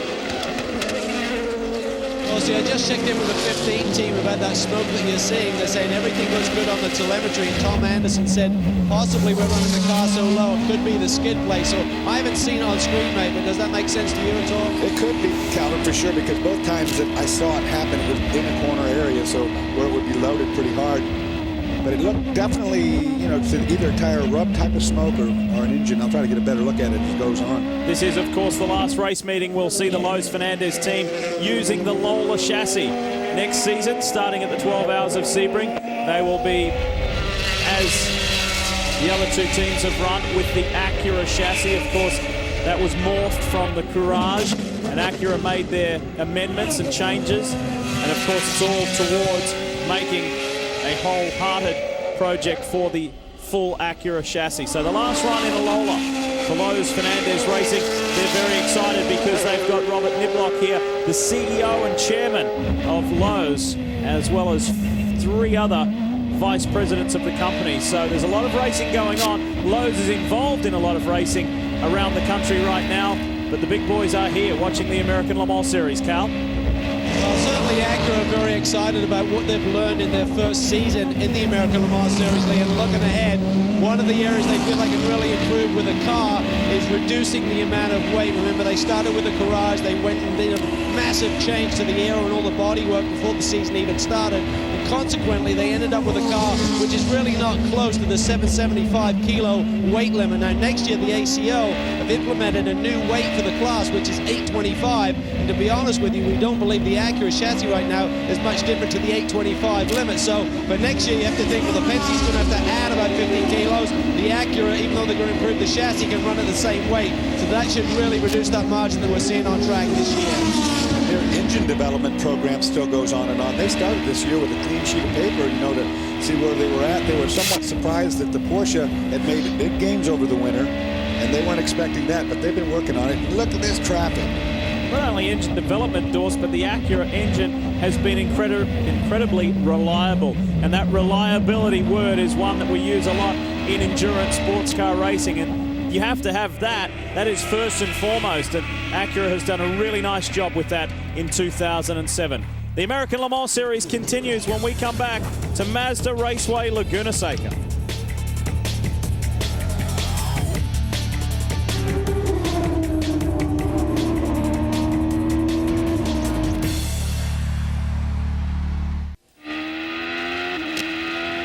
Riding along with Timo Bernard, 3rd overall, 2nd in the P2 class. The American Le Mans Series continues here at Mazda Raceway, Laguna Seca.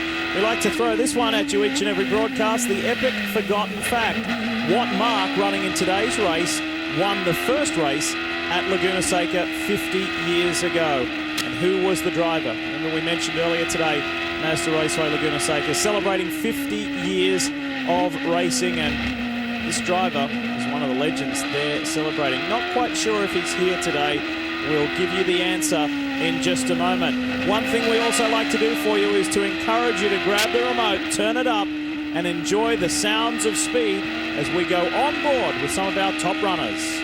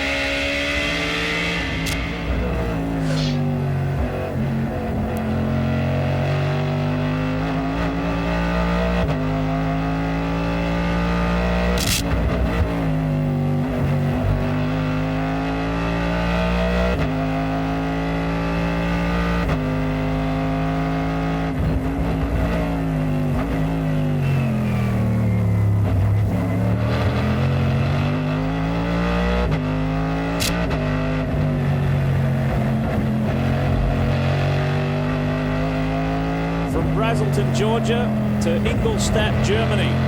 From V8 American muscle to German R10 diesel technology. Listen to the difference.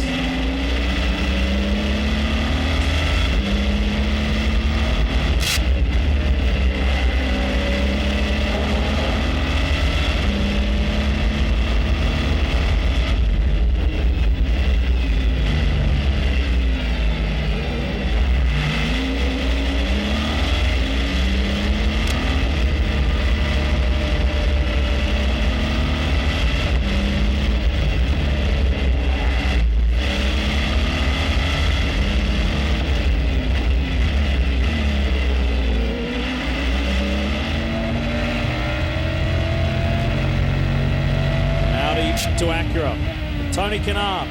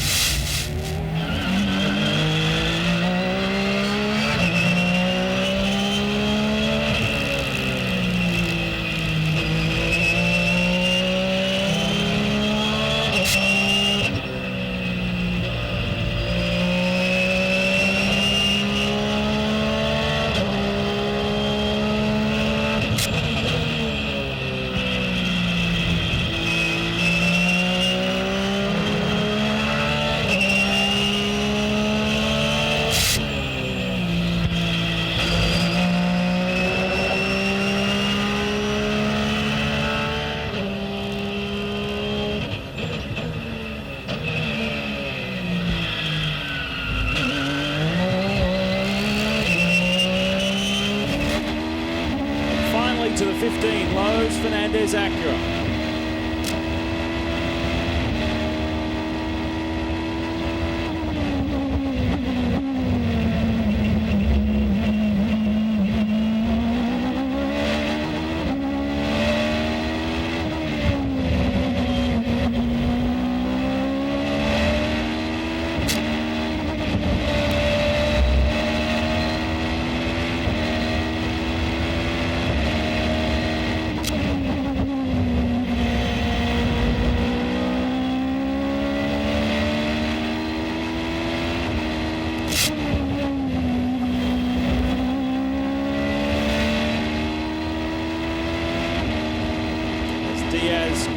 The hill at the end of the Rahal Straight.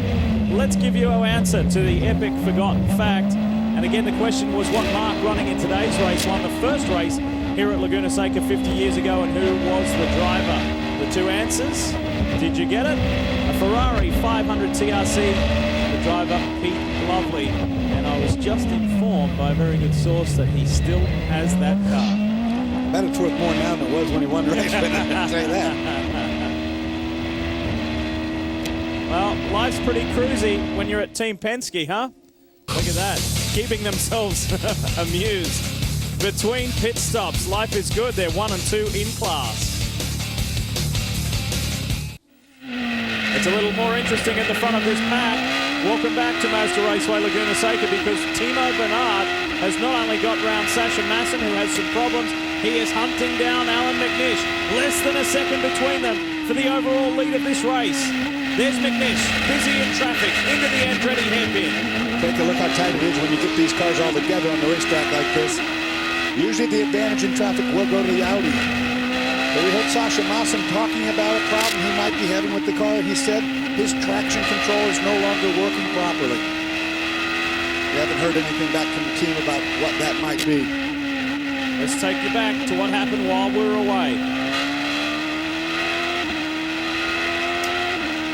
These guys have done a stellar job managing the traffic, and so too do the GT drivers as well, because they have to drive in their mirrors as much as they do out through the windshield, keeping a watchful eye on the prototype cars rapidly approaching. We take you back.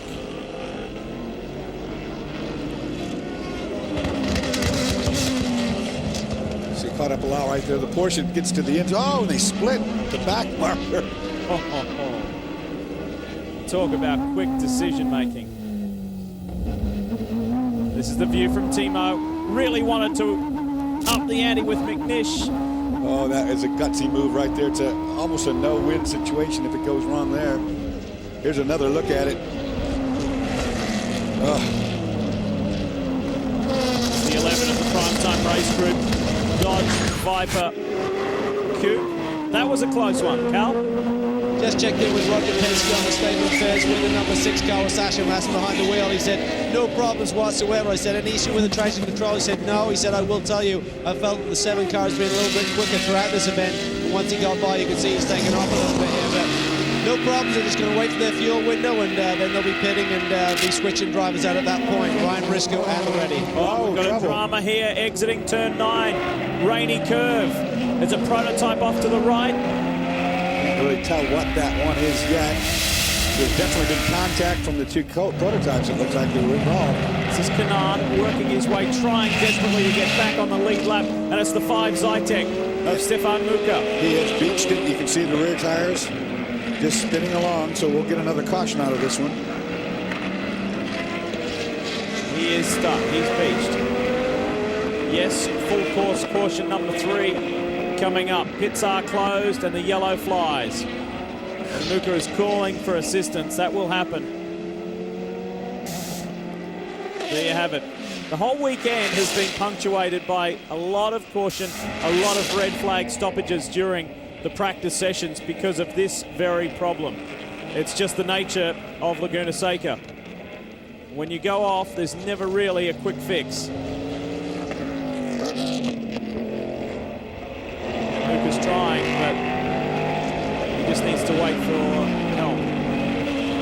Let's see if we can decipher this one, Dorsey. Well, we know it goes down the rain. Here they come out of the corner down off of the corkscrew. Canaan behind to the inside. And they do, in fact, make contact early in the rainy corner, sending both cars. Look at Canaan. Actually, a great save there.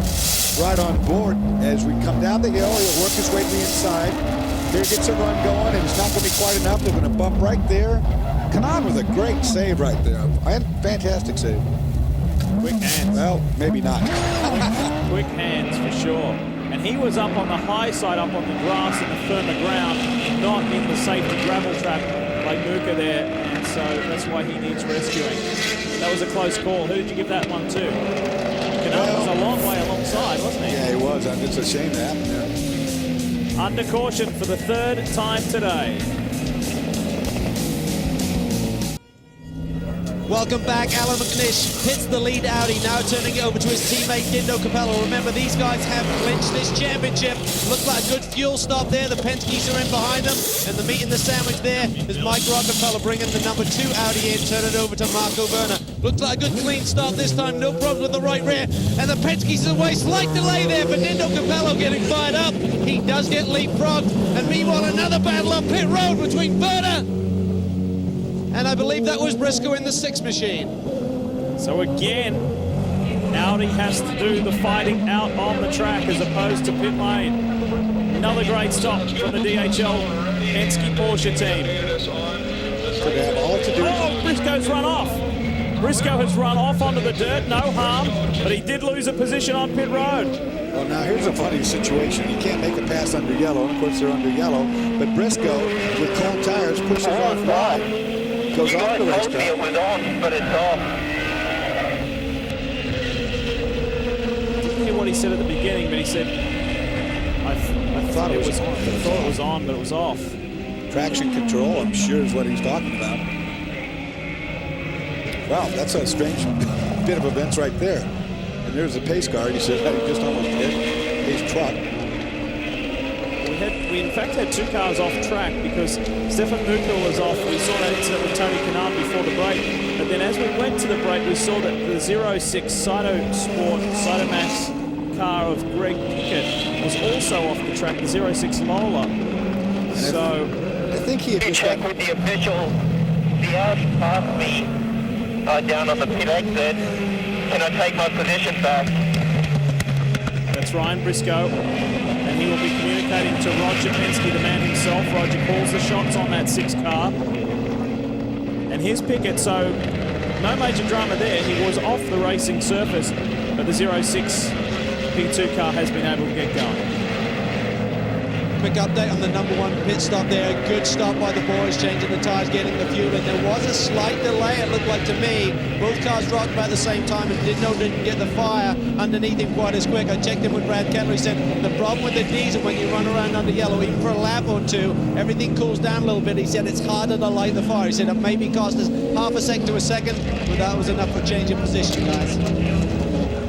Thank you, Cal. And while we're under caution, and then the situation between Briscoe and the Audi is resolved, I'm going to get you to a little light-hearted piece. Change gears on a lighter note. We had David Brabham's Cup Reporter piece earlier, and we've got the doctor, Dr. Doug Feehan, the captain in control at Corvette Racing, to compile and bring us the best of Cup Reporters from 2007. Hope you enjoy.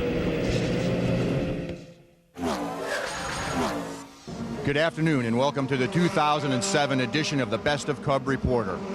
Throughout this year, various drivers have been selected to take on task of being a Cub reporter. They have put together a long list of questions that I know you as viewers have long sought answers to. When you hear these answers and you hear these questions, I want you to keep one thing in mind. This is a sport that is predominantly populated by men. Men who spend a lot of time living together, working together, and playing together. The answers you're going to see to these questions, and some of the questions themselves, will reveal some things and probably leave more questions unanswered than answered. However, at the end of the day, I think you'll find it very entertaining, and you can be your own judge of exactly what takes place in road racing in the American Le Mans Series. Hi, I'm Oliver Gavin. Hi, I'm Ryan Briscoe. Hi, I'm Ron Fellows. Hi, I'm Sasha Maassen, and I'm your Cup reporter today. So we're going to go talk to a few of the drivers here in the paddock. Andy, as we're in California, I thought I ought to ask you a bit of a Californian thing. Yeah, do you like surfing? I know this is going somewhere and I can't tell where. I just fall off all the time. So no. Do you wax your board? I wax a few things and the board isn't one of them. Oh, Jörg, how are you doing, man? Pretty good right now, I gotta say. I can imagine that. Well, just leave your head down there. I can put the microphone below your head there. So, is she doing a good job? Excellent, really. Unbelievable good. Very good. Now, seeing as we're in California, I thought I'd better ask you the question about surfing. Do you have a board, and how big is it? There's obviously some secondary line to this one because you wouldn't come up with that. I'm not sure if I have a board, and I'm not sure if I should tell you how big it is. And do you wax? I've never been known to wax, unlike some of my teammates who do certainly wax. I would say Emanuele definitely needs to wax. Yeah, there's no question about it. If not, he's going to get taken to San Diego Zoo in the gorilla enclosure. He's the hairiest man I've ever met in my entire life. I've been lucky enough to find my teammate Sasha Masson here. Our favourite JJ Leto impression, please. You know, it's all a compromise. That's it. Good luck for everybody. Now, I'll ask you the same question. Do you have a surfboard? Surfboard? No, never done it. Have you ever been surfing? Never. If you did surf, would you wax? Would you wax? Wax, yes. Why not? What am I holding? The man from Georgia. Well, everybody in the martial arts world would call this a weapon. Americans would call it a hockey stick, and Canadians would call it a beer bottle opener, and I only know that because you showed me how to do it. So. Good. It wasn't me, it was my friends. Okay, we saw drivers with children, we saw drivers with women, and we see drivers getting treated well, so you get a feeling that drivers have a good life. I do something wrong. I have to do interviews, I don't know. Thank you to Doug Feehan and all of our Cub reporters throughout this 2007 season. Do we deduce from that Ollie Gavins was the funniest? Ollie was pretty good. He had the good questions for sure. But I like the drivers too, the answers. You could tell, particularly the Europeans had no clue about what was being taught. It's a very good bunch of guys and gals involved in the American Le Mans Series, and it is one big family. Roger Penske is complaining to the officials about that pass that Ryan Briscoe had put on him when he went off the road. I mean, under a yellow situation, the order is no passing. However, that being said, when Briscoe's tires were cold, he went off the racetrack and relinquished that position. So it'll be interesting to see what Vincent decides is the right thing to do there. The captain was just talking to the captain of pit lane, Dick Martin. What's going on, Cal? Just climbing up here on the Penske wagon, seeing if I can get RP's attention. Roger, what's the situation there when you went back out on the racetrack with the 2 machine? Well, I think we felt that we were ahead of the Audi going out of the pits, which we were. When Ryan got down, he was on cold tires, slid out 2 tires off the track a little bit, so the official said we had to let the Audi go by, which to me is a tough call for us. Talk about the race. Did you expect this? I mean, the Audi seemed to come a little bit stronger on race day. Roger, is this what you're expecting? Well, I think that the Audis are good. I mean, they've got a couple hundred more horsepower. The race isn't over yet here. Talk about next year. We're winding this one down. It's been a tremendous season for you boys, but next year we're going to see you back? Well, we don't know yet. We've got to wait and see what the rules are. We don't have any idea what they are yet. There's lots of discussion, so we're focusing on today. Thanks. All right, mate. They're certainly in race mode, Lee. Well, Calvin, Chuck Dressing just pointed out that by our video, he had 2 sets of tires off the road, not 2 tires, as in 4. So there's the call. I mean, he went off the road on his own, cold tires, traction control didn't work, whatever, he pushes off. For that happening like that, he relinquishes that position to the Audi. It wasn't Audi's fault for passing under yellow because he was on the racetrack and the Porsche was not. How about that? Can't look at it 2 ways. Couldn't you? Rules are rules, but then I guess you could say that Ryan did make the mistake. I don't know. Interesting. So still under caution, and this is the second one that has been quite lengthy. It's the 3rd in total, but the second one that has been quite long. The lights are out on the safety car, so we're ready to go racing. And it is Romain Dumas who leads this field over Dindo Capello, Marco Werner, then Ryan Briscoe. Adrian Fernandez back in his car, taking over from Luis Diaz. And let's see the restart. The last one was dynamic. McNish on the inside.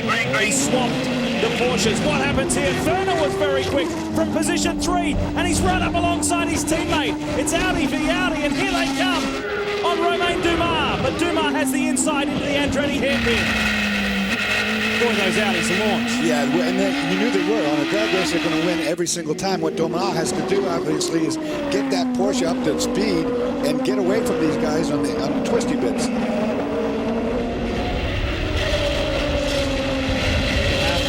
What about that restart from Werner? No positions gained, but he was on it before anybody was.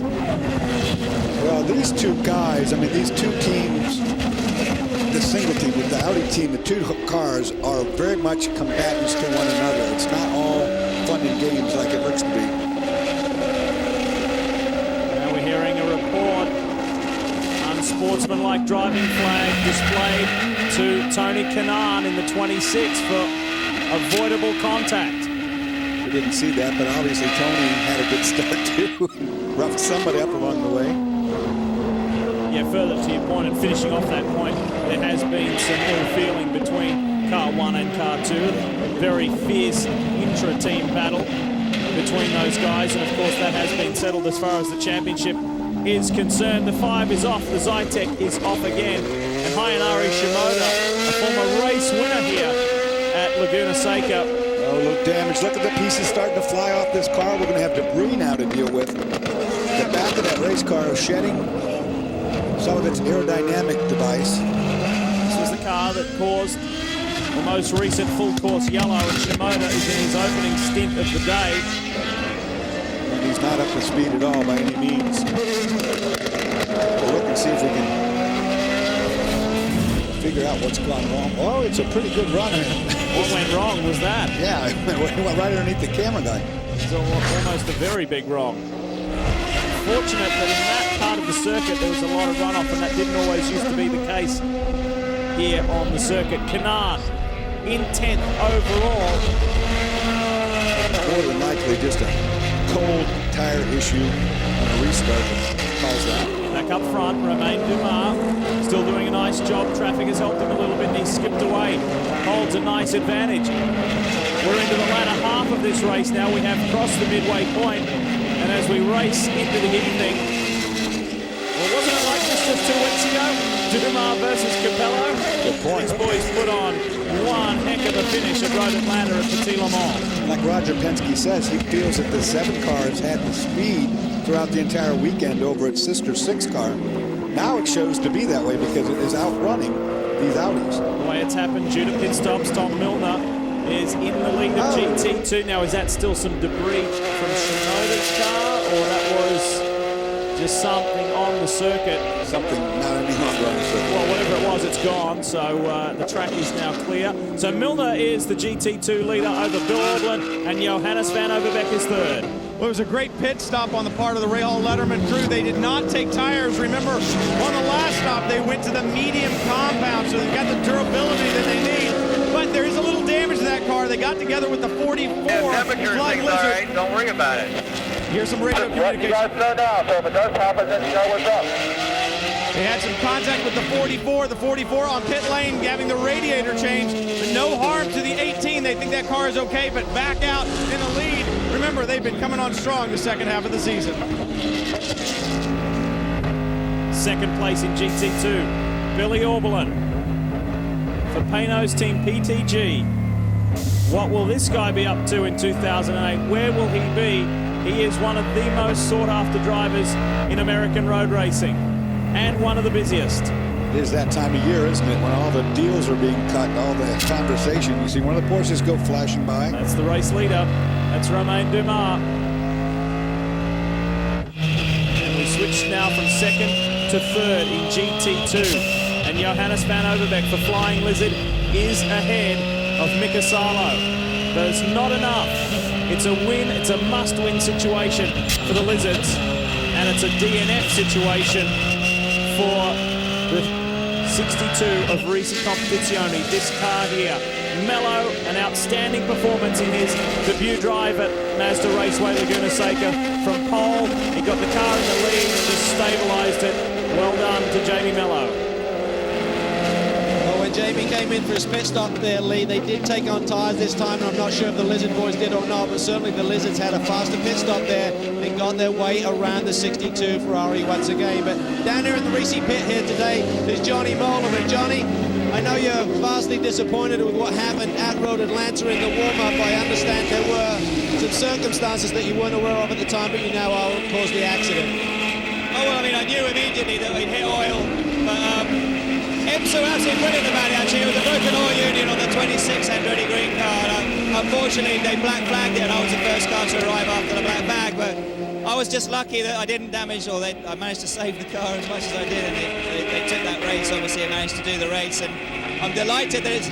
Unfortunately, my wrist was bad enough that I couldn't race here in the Zytec, but I'm delighted that the Risi car in particular looks like they're going to do a real good job and hopefully win the championship for everybody. How is the wrist? Originally, we heard it was just sprained, but I understand there was more to it once you got back to England and had your own doctor check it out. Yeah, they did all the x-rays and said it wasn't broken, and then the team said, can you drive? And I was like, it doesn't feel great, but if I have to, I'll take a painkilling injection. And I got back to the UK and I found out that it needed a bit of a titanium pinning put in there, and so they said you can do 10 weeks on the cast or 2.5 to 3 weeks with a pin, so I went for the pin option. So I'll be back out in time for the next race in Brazil, but unfortunately I had to miss this one, but I'm still here, so I'm enjoying it. It'll be great to see him out here. Let's get down to Brian with more news on pit lane. Right? The number 5 Zytec that he was supposed to be in, Johnny Molam. Problems right now. We saw the problems for Hayanari Shimoda early on. Stefan Muka sharing this car this weekend since Johnny Molam was unable to compete. You saw the problems that Shimoda had earlier. A lot of bodywork damage to the left rear of this car. Crew going to work right now. They put a new engine deck on and now using some tape to reattach part of the bodywork in the back to get it to stay on. Remember, these are high downforce cars, a lot of load put on the back, and right now you can see that rear wing end plate is to attach to the bodywork. Without that attaching there, I don't know if that piece is going to stay where it needs to. We're talking hundreds of pounds of downforce going over that bodywork. And that, of course, Brian, is what I saw flying off the cars that headed up the hill. It was shredding all that aero device, which is a wing. Lucky it's not a whole lot worse, the speed as Shimoda left the track. 3 seconds blanketing the top 3. We've got a race on our hands. They call it the gutsiest show on television, and it happens right here on Speed Thursdays at 9. It's Pinks all out.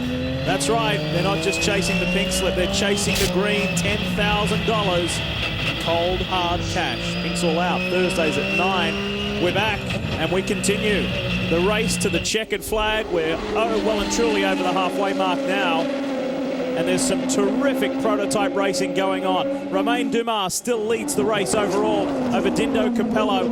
Marco Werner is third, and yes, that is a blue Acura running fourth. It is Stefan Johansson for Highcroft Racing. He has just put an awesome move on Ryan Briscoe, and he's about to do the same on Marco Werner. Going for his brake zone. He's going to dive down the inside. He will get that job done. But can he hold it up the straightaway against that Audi power? The team just jumped on the radio and said, well done, Stefan. He blocked the Audi's attempted to run, and he paid the consequence. He got hit, and he's losing pieces of the rear bodywork. Rear left damaged, front right damaged on the Audi. Oh, look at the stuff hitting the windscreen. We got a rear puncher. Rear puncher. Oh, there you have it. Be careful, be careful. That's a shame. That's the engineer telling the driver you've got a puncher. He sees it on his telemetry, on his computer. And the call was be careful. This is Werner slipping by. And Stefan Johansson was on a mighty run, but it's all come to the end. Butch Leitzinger is now in the mix. He's got Ryan Briscoe, and he's hit Stefan Johansson at turn 6. Now, Stefan Johansson's in the gravel. We're going to get a caution out of this, but all that bravado that he showed getting up to the front was for nothing. For nothing. And sorry, buddy. It is jammed. Full caution number 4 about to fly. Yep. You saw the major damage here. Chris Dyson's car. How bad is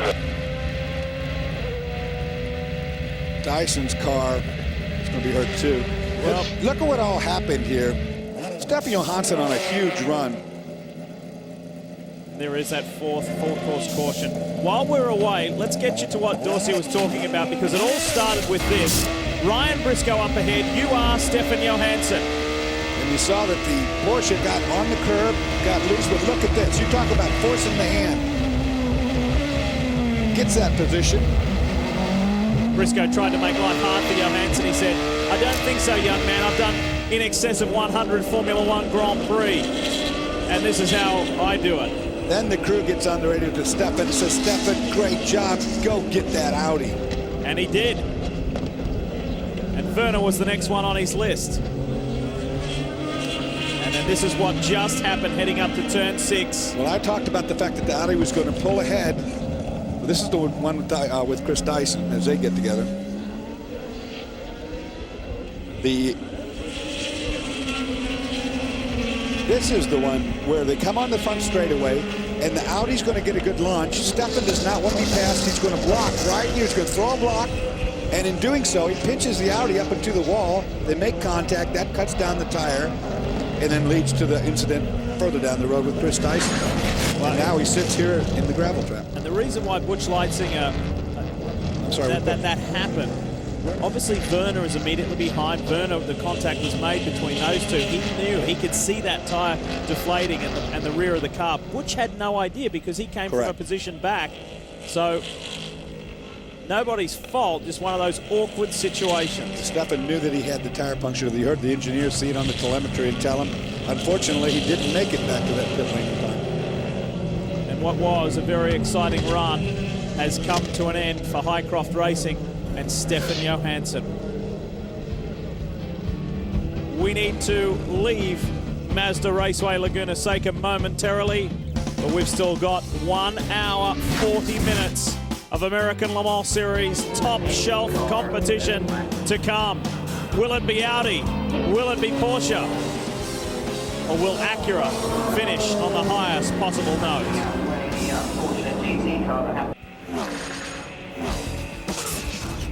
Speed's coverage of the American Le Mans Series is brought to you by Mazda. On any given weekend, there are more Mazdas road raced than any other brand. And by Michelin, a better way forward.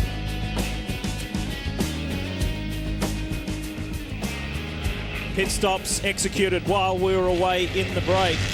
However, no major positional changes. Penske and Audi performing clockwork stops and entertaining this enormous crowd. And it's not only just today, but the sports car family have turned out in force here at Laguna Seca this weekend. Beautiful weather, a cool breeze, but we've been blessed with wonderful skies, perfect for racing.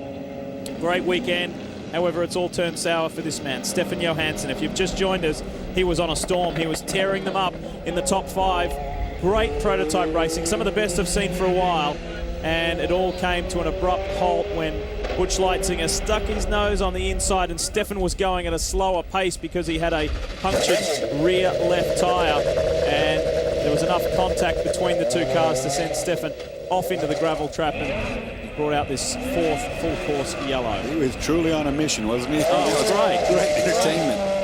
He had run down that Audi and was going to get by one way or another, but that block on the straightaway was something he had to do to keep from getting past. If he'd gotten through turn 1, you see he'd have been able to pull away.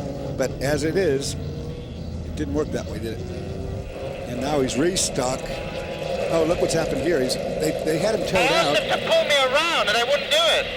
So he's tried to drive off himself, and look what the bodywork, or what the tire has done. It's shred the rim and taken the back of the body off. Cal?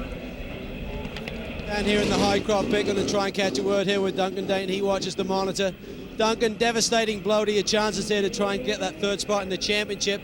Talk about the incident. I mean, Stefan made 2 brilliant moves to get ahead of the Audi, the Penske car first, and then talk us through what happened up here on the front straightaway. Well, it looks like the Audi ran into the back of us on the front straightaway. We had a puncture from that incident. We saw the pressures going down immediately, so we were trying to stay offline going through the left-hander up the hill, and then the Dyson car punted us into the gravel at that point. So it's a real shame. Stefan was on a tear. You know, it was important for us to try to finish one spot ahead of Butch and Andy, and by moving ahead of the Penske car and then ahead of the Audi, we had the positions we needed, and just a real shame to a great season for these guys. Talk about next year, though, Duncan. I know you're excited about what you've achieved this year and certainly being the leading Acura runner to this point in the championship. What's ahead for you? Well, we are hoping to go strength to strength next year. For a learning year, it's been a great year for us. We've made a lot of progress, and we're going to come back swinging next year and hopefully do a lot better than even this year.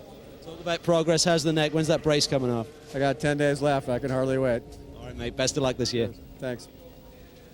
Of course, Duncan, not only the team principal, team owner, but he's a driver as well, and that brace has been on for some time. He had a very lucky escape. It was a pool accident, and thankfully he's out and about. This is the onboard view from Marco Werner. Stefan Johansson up ahead. Check this out. Well, he just didn't leave him any room. I mean, he was trying to pinch him off, and I understand why he was, because the Audi with its advantage in power would have gotten by more than likely. Me back. I'm still talking to Shadows coming into effect here as we get into the late afternoon. 5:15 local time here, West Coast time at Mazda Raceway, Laguna Seca. We're under our 4th full course caution, and while we were in the break, Director of Competition, Race Director Marty Kaufman had instructed the Highcroft Racing team to send the message to Stefan Johansson: exit the car, exit the cockpit. We need to grab that car and we need to get it cleaned up and get back racing. Where Stefan was wanting them to get him back to the racetrack so he could try to get the car back to the pits to get repaired. Unfortunately, that left rear wheel was completely, the tire gone. They finally just told him, park it, you're done. And Stefan's not happy about that. Well, when you're such a spirited competitor like he is, oh yeah, he didn't want to, and the run that he was having, you don't want to, farewell the race. You don't want to say goodbye, but that's what had happened. Report on Leitzinger's car is that the front end is not too badly damaged. He is in good shape. He stayed out. He did not pit. Ryan Briscoe stayed out. He did not pit. Likewise, Adrian Fernandez. Romain Dumas did come in. Dindo Capello did come in, and so too did Marco Werner. And the boys down in pit lane, Brian Till, Calvin Fish doing a wonderful job down there. He gave us the update that Werner had to take a new front end assembly, new nose on the Audi R10 TDI diesel. Well, that was because of the contact made with Stefan Johansson's car when Stefan kind of pinched him down. He had a good run going up the inside, was going to try to get the lead, but in any event, they put a nose on that car. Everybody got tires down there that was on pit lane. This green flower, this yellow comes. Precise pickup on your tires. My prediction is understeer. We've been talking a lot about teams that have done well this year to deal with change, whether it be teams growing like Highcroft from 6 employees to 26 employees, teams doing something different in 2007. How about the small team from Poughkeepsie, New York, Dyson Racing, legendary in the sports car world, and they had a major change to deal with this year, taking on the challenge of 2 new Porsche RS Spyders, and it was a big challenge to handle. No, there's no question about that, because they're behind Roger Penske's cars from the standpoint that Roger's been running for a couple years. The Dyson guys, they're still learning it for their first year. Done a good job. Calvin? Here with Roger Penske once again. Roger, you made the decision to keep Ryan out. I assume that everyone is still on a 2-stop strategy to get to the checkered flag. One of your stops may be a bit longer, though, for fuel. Well, we've got 2 cars here, and obviously, we were right there leading, and one car did one strategy, we did another. Everybody's got to stop again, so we wanted to get track position. You had an opportunity, or the team did, to run in the late night hours or early evening hours, or I say late day, and certainly the conditions will change as the temperature come down. I understand, talking to the drivers, that you really don't have a lot of options in going softer on the tires. Roger, do you think the track will still stay with you tonight? Oh, listen, we've got softer tires to put on for sure. We're still running a hard tire. Okay, well, that's the word here. We heard a little different story from one of the drivers, but as you know, they all keep their cars pretty close to the chest, Lee. Hey, I'm listening to the captain. He's a sly old He's fox. the boss. I don't know that you're getting the straight scoop here. Brian? I'm not sure how much softer the tires can get that those guys are going to put on, but it is definitely getting cold down here, guys. At 2 o'clock this afternoon, it was 63 degrees air temperature, 75 on the track. Right now, it's down to 58 air temperature and 67 on the track, and those temperatures are headed down, so tires are going to be an issue. The 45 Flying Lizard car just in. Fuel only. They say their tires are good to go to the end, and these temperatures are exactly why.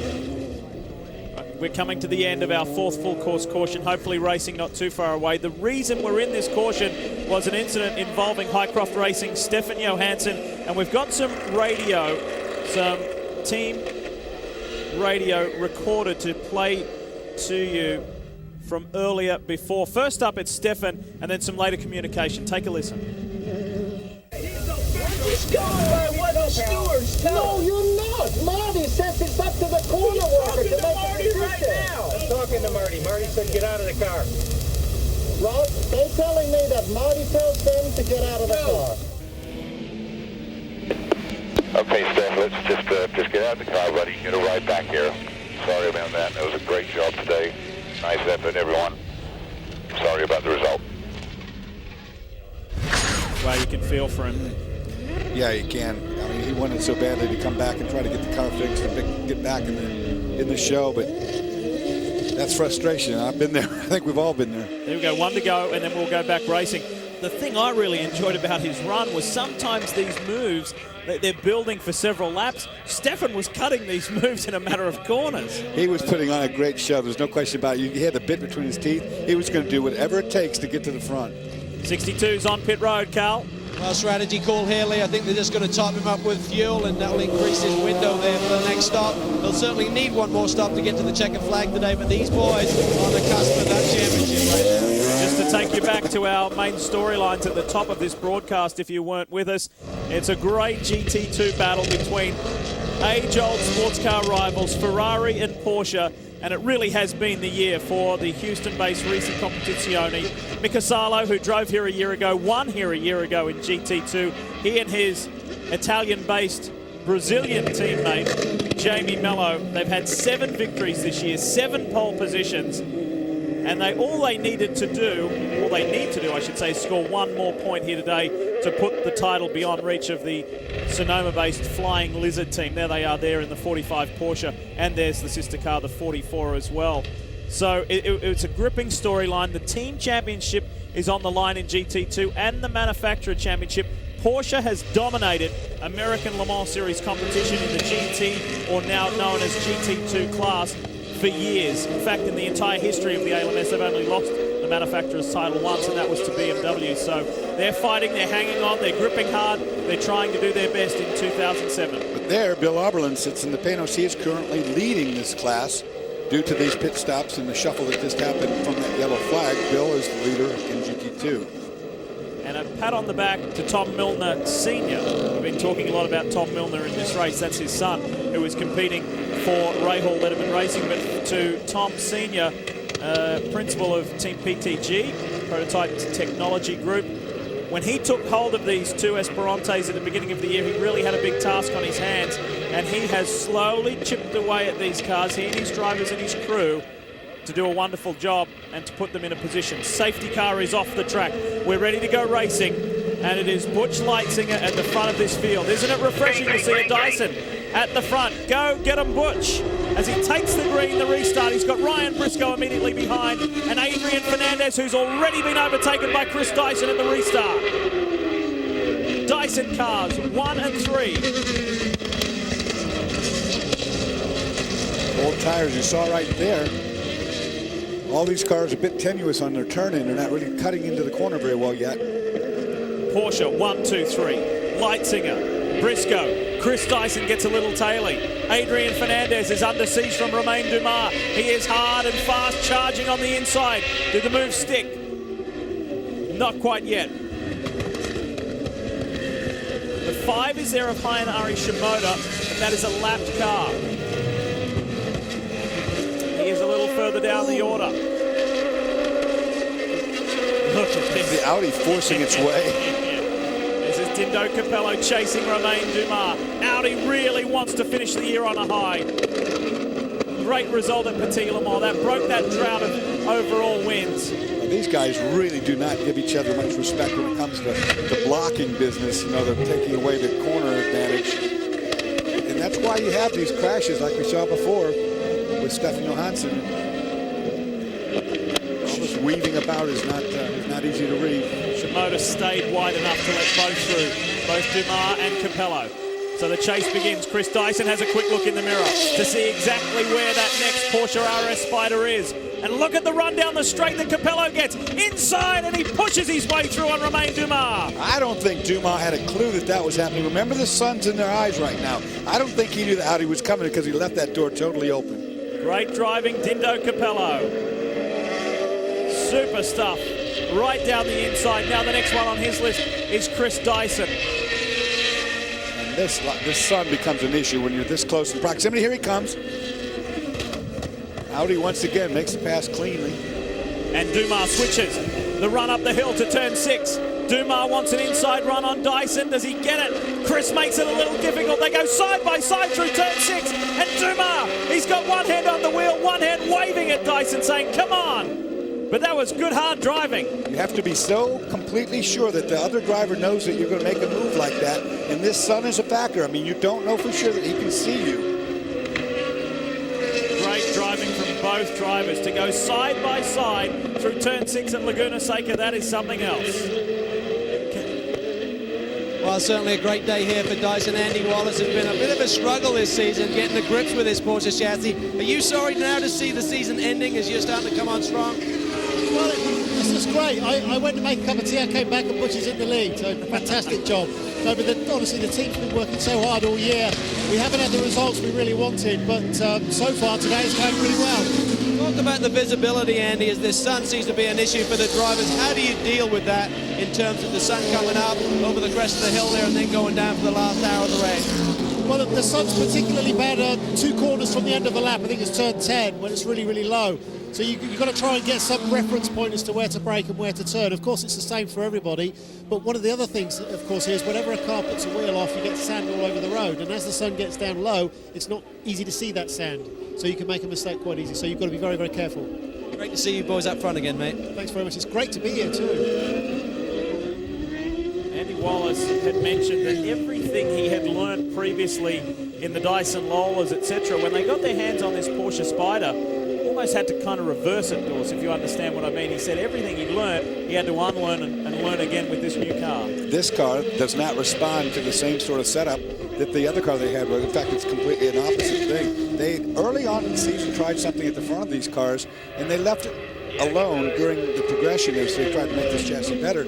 Up until about a race ago, they finally figured out what they had done to the front was not helping. They took it off. Now they're quite happy with the car, but here it is, the last race of the season, and it's a little bit too late, but they have a car now that they can compete with. As you see right now, Butch Leitzinger leading this race. But Dindo wants to have something to say about it. He's made very swift work of it, hasn't he, Capello? This is impressive. Not only is it a wonderful friendship between Capello and McNish, but Alan McNish was very quick to heap praise on his Italian teammate as he now takes the lead of this race at Petit Le Mans at Road Atlanta in those closing stages. He said that is the best race I've seen Dindo Capello drive, and Dumas tries to come through on Leitzinger at the top of the Rahal Straight, approaching the corkscrew. Did not want to lose time there because he knows Capello is skipping away. Exactly right. Briscoe under pressure. Drama here for one of our title contenders in GT2, Flying Lizard, flat front right. Yep, absolutely cut down right front tire. We talked about it, possibly this debris all over, but no, this is going to be contact, I think, based on what I'm looking at here. Now this is the risk. Oh, it's run wide. Oh, yeah, well, he might have a cut tire like I was talking about. We've had all these crashes going on. We've had all these stones and gravel like you see right here coming on the racetrack. And it's just a matter of time before you get a cut tire. Brian? Johannes Van Overbeek back underway, but this right front tire completely shredded. Now the championship may be slipping away from Van Overbeek and Jörg Bergmeister, but the good news is it looks like the Porsche Cup for Johannes Van Overbeek is becoming closer and closer with the problems for Darren Law in the 44 car. Looks like Johannes Van Overbeek may be taking some hardware home after all at the end of the season. Well, that's a massive swing in power. You may argue that point because these guys had the power anyway, but that really takes Flying Lizard out of it. There's still a lot of racing to go, an hour and 14 minutes. Anything can still happen, but it was a must-win affair for the Flying Lizards. And that really hurts Johannes van Overbeek and Jörg Bergmeister. Now back out on track. I'm betting that was just a cut tire that, just slow deflated. Well, there was debris on the track from the Johansson machine, from the Werner machine, from the Leitzinger car, from Hayanari Shimoda. I'm sure there were some carbon shards out on the track. And like Andy Wallace said in his interview there, now with the sun down, you can't see those things as a driver, so you're running through them. If you could have seen them, you might have dodged them, but that's not the case. This is what sports car racing is all about. It's not always at convenient times of the day. A 4-hour enduro around one of the world's most challenging racetracks. The Monterey Sports Car Championships, live here on Speed.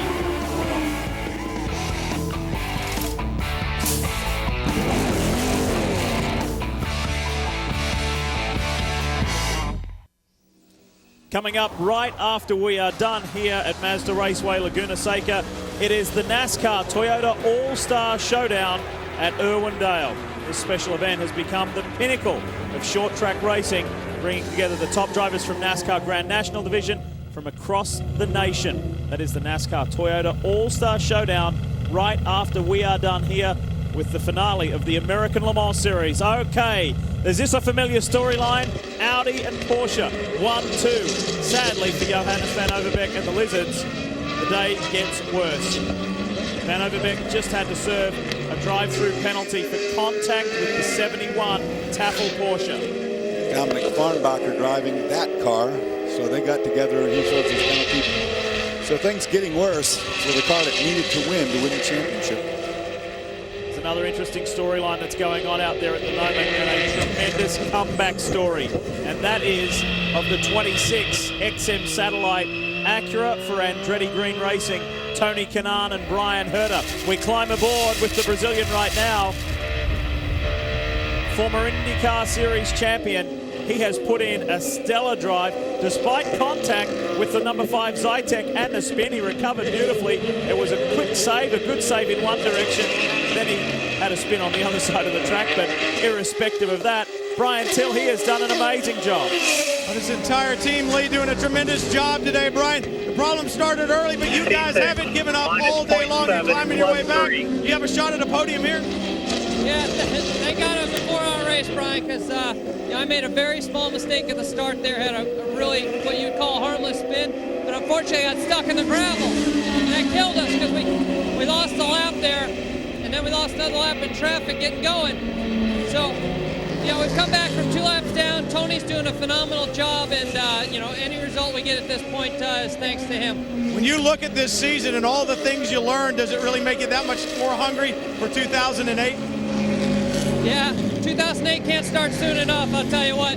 It's been a tough year for, and really a tough stretch these last few races for me. I've made some errors and, just trying too hard. I want to win really bad for this team and for Acura, and we know we're going to be strong next year. I'm looking forward to being back. This team definitely strong. Brian Herta down here, rooting Tony Kanaan on. They may have a good shot at a podium here, guys.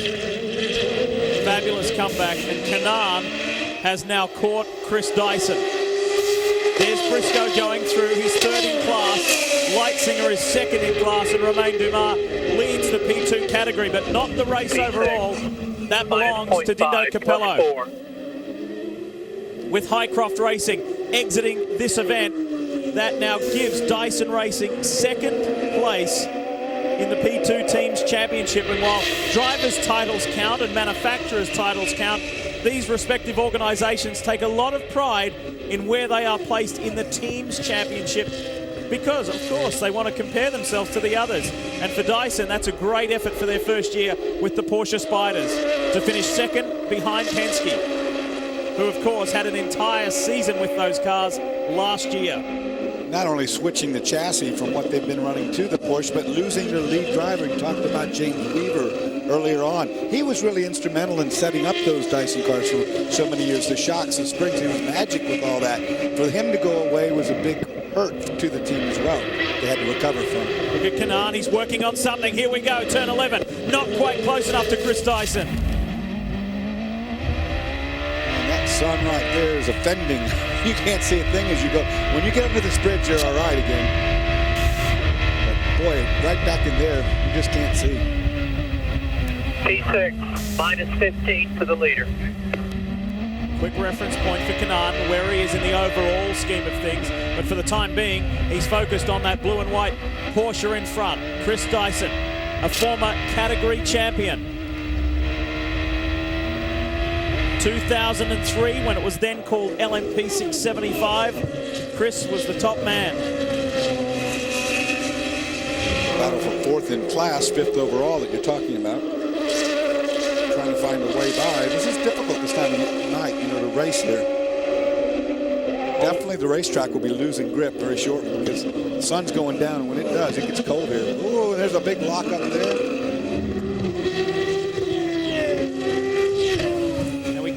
Tony Kanaan got in the car, talking of laps, it was in the 40s somewhere, around about lap 45, I believe.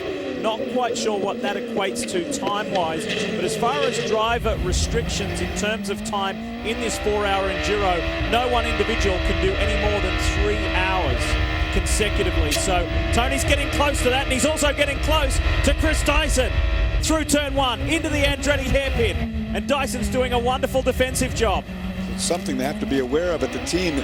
Tell Tony Kanaan as well that if he's running out of his time limit, his 3-hour limit, they have to really start doing a strategy now is when can they pull that car in at the most advantageous time. It's not getting that close, obviously, because there's still an hour and 5 to go, but I was just saying that he's getting in that region. You know, he's been in the car a long time. Great praise from his teammate Brian Herder. He said anything that's been done, it's thanks to Tony.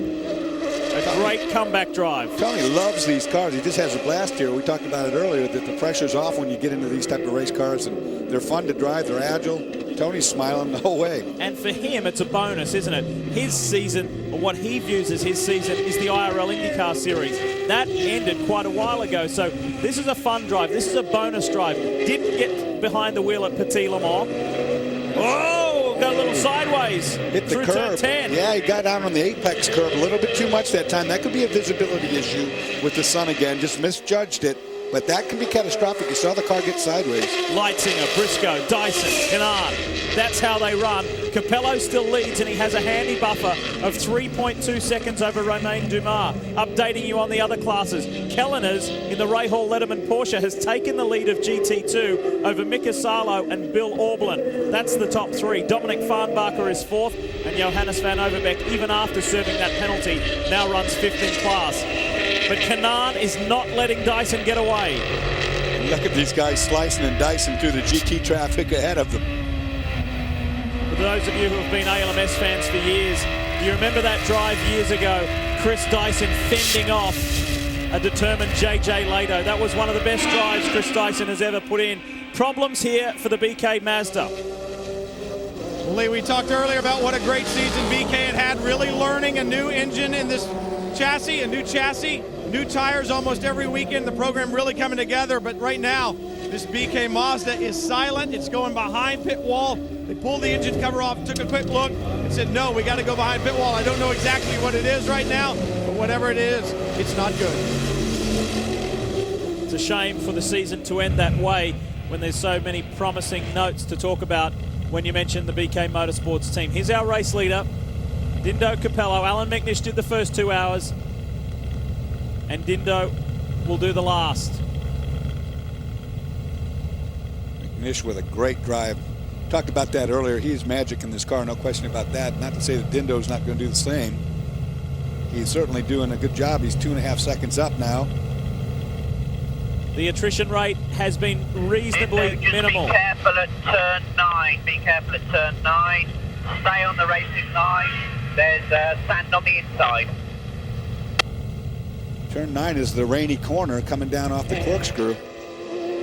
Sorry, Dindo, turn 10, turn 10. That's it right there. He's just gone through turn 10, no problem there. The attrition rate has been somewhat minimal. Stefan Johansson, the latest to exit this race with a damaged Highcroft Acura. We've also lost Richard Berry. That was at the same corner at turn 6, crunched the front end of the Intersport Lola. And Peter Dumbreck, one thing we haven't mentioned, that happened a long time ago. He only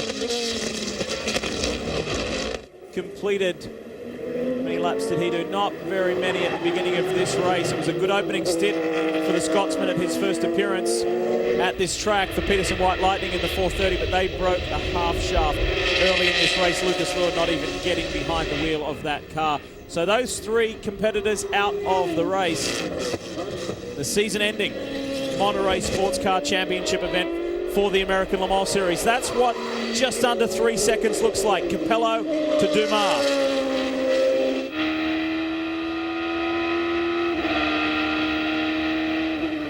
This man here chases the #1 Audi. And speaking of that car, let's hear from the man who started it.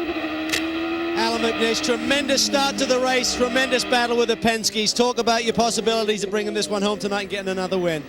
I think if we can be ahead at any restart, then we've got a chance because we can control them a little bit. If they're in front, they've got probably a little bit more ultimate pace than us.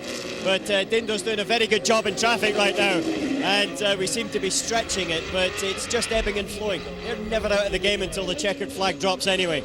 Going to be cooling off here dramatically over the next hour or so. Alan, we understand from Roger Penske they do have a softer tyre option to go to. How about you boys tonight? Yeah, well, we expect them to be strong at the end, and if they got a softer tyre, generally they go quicker. But Dindo's just done the fastest lap, so I think we're not too bad. But it is going to be nip and tuck. I'm holding my breath. It's like Petit all over again. All right, mate. Best of luck the rest of the way. Thanks.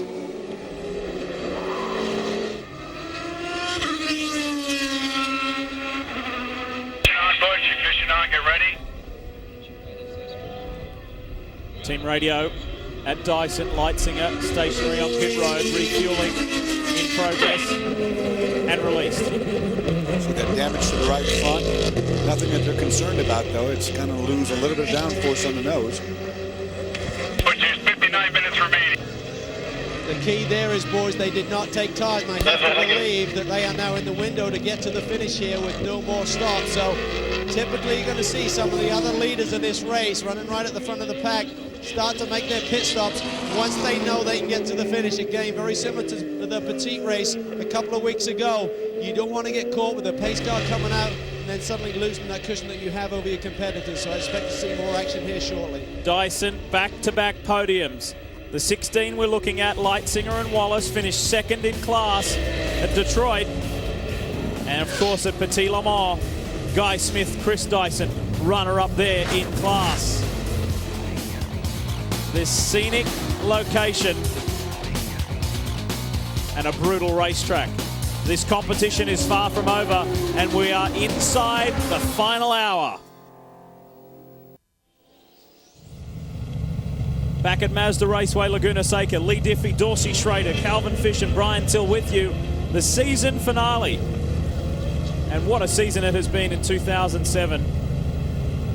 With the P2 class just climbing to another level. The Audi, the diesel-powered Audi R10, just fighting so hard with the Penske Porsches for overall wins.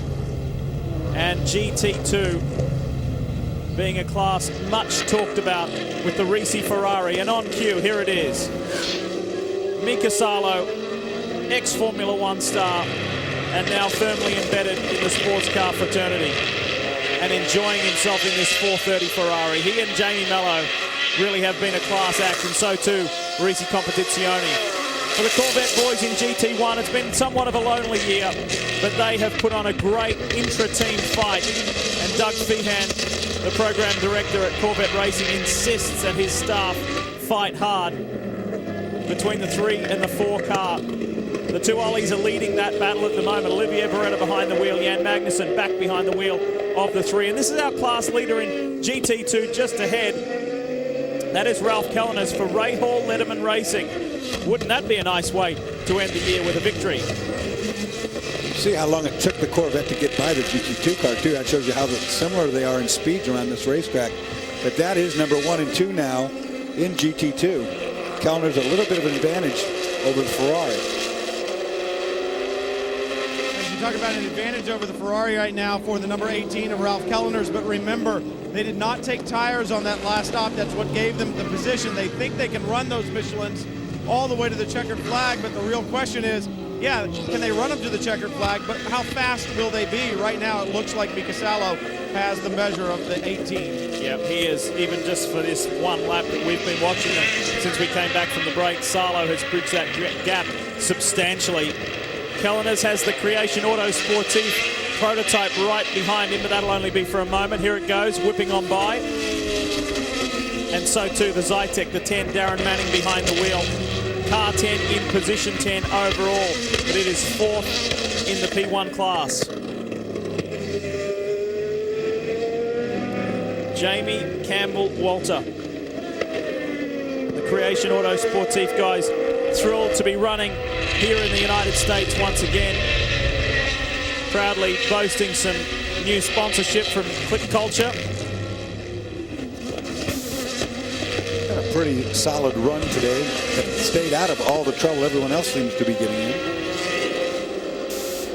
The team doing a great job there. We talked to them earlier. They are 0.7 of a second faster than they were here last year, and they're doing that on Dunlop tires. And we talk about Michelin here in the American Le Mans Series. That tire is one of the more common tires, one of the favorites of everybody, but this team came in with Dunlops this year and have done a really good job. They were a little disappointed. They said, hey, we're 0.7 of a second quicker in qualifying, but we're 12th on the grid. It just goes to show the level of competition and how it's been stepped up in 2007 in the American Le Mans Series. And it's nice to see that car getting a good, strong run because it had a very much an abbreviated run at the 24 Hours of Le Mans. Here's the Arena International Zytek, the P1 Zytek, that is. Darren Manning, IndyCar star, behind the wheel, had a great run going at Petit Le Mans. There was contact between he and Ryan Briscoe, and I saw them in the paddock, and I saw Darren briefly afterwards. He said, don't worry, I've had it out with your countrymen.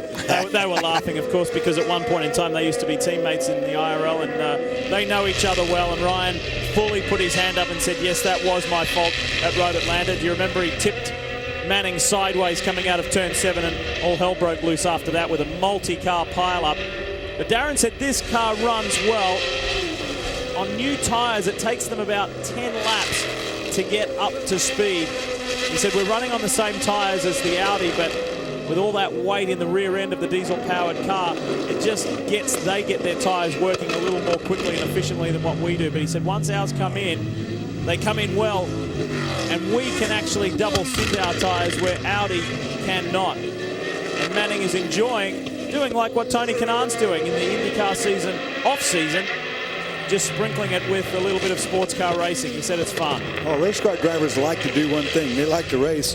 And if it's not the pressure of doing your series and going that, it's even more fun yet. You get to go out there and earn a living and doing what you love to do, and there's no pressure on you. And I heard an interesting little whisper about this Arena International Zytek that maybe, just maybe, next year it might have an Audi in the back of it. Tony Kanaan has made good progress, and he's made a positional move. Check this out. If you can, for the sunshine. That's what he can see, too. Oh, look, the Audi got up too wide. Now, that could have been a visibility issue again, where you couldn't see the side of the road. Marco Werner behind the wheel of that Audi. There's another one getting off. That was Tony that time. Almost made the same mistake that gave him position. So it's still Capello leads the way over Romain Dumas. This is overall positions I'm talking. Ryan Briscoe is 3rd. Chris Dyson is 4th. Tony Kanaan on screen is 5th. Werner is 6th. Adrian Fernandez 7th. Butch Leitzinger after pitting is 8th. Campbell Walter is 9, and Manning is 10. Uh-oh, here's a crash. Trouble for Hayanari Shimoda again, and this will bring out another caution. It certainly will. He's made heavy contact with the wall. That's GT2 lead battle going up the hill right there. This is a big impact zone right here, then turn 6 exit. Shimoda climbing out of the car, and the pass has been executed for the lead of GT2 before the caution flies. And it has not come out as we speak. There's no caution. There's going to have to be. Pits are closed. It's about to come out. There it is. It flies now. So Salo made quick work of that, and rightly so, before the yellow flew. Let's see how he did it.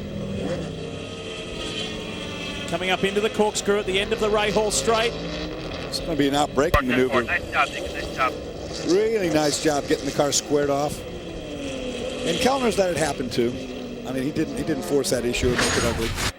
Kellner's, of course, a long-time driver for the Risi Competizione team. And there is the stranded Zytek. Yeah, that's and not... Mayanari Shimoda off to the right. That I don't think barrier. you'll see back in the race today. That you can tell has had a big impact on the wall over there where those tires are sticking out. Fifth yellow of the day.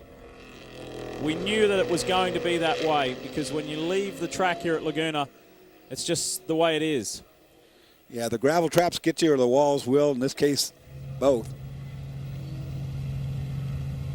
So that Zytek has been the instigator of 2 of the 5 yellows. The number 5 works Zytek. So the field compressed. We slow it all down with just 48 minutes left to run. And the Porsche aerial cam just shows you the shadows bathing this circuit as we race into the West Coast evening. Well, their lead car just locked the brakes up and almost got into the back of the pace car, which just was pulled out there. And this is going to shuffle the field up. They're going to see a lot of pit stops now because, like you say, Lee, we've got 47 minutes left in this race. See what who comes and does what.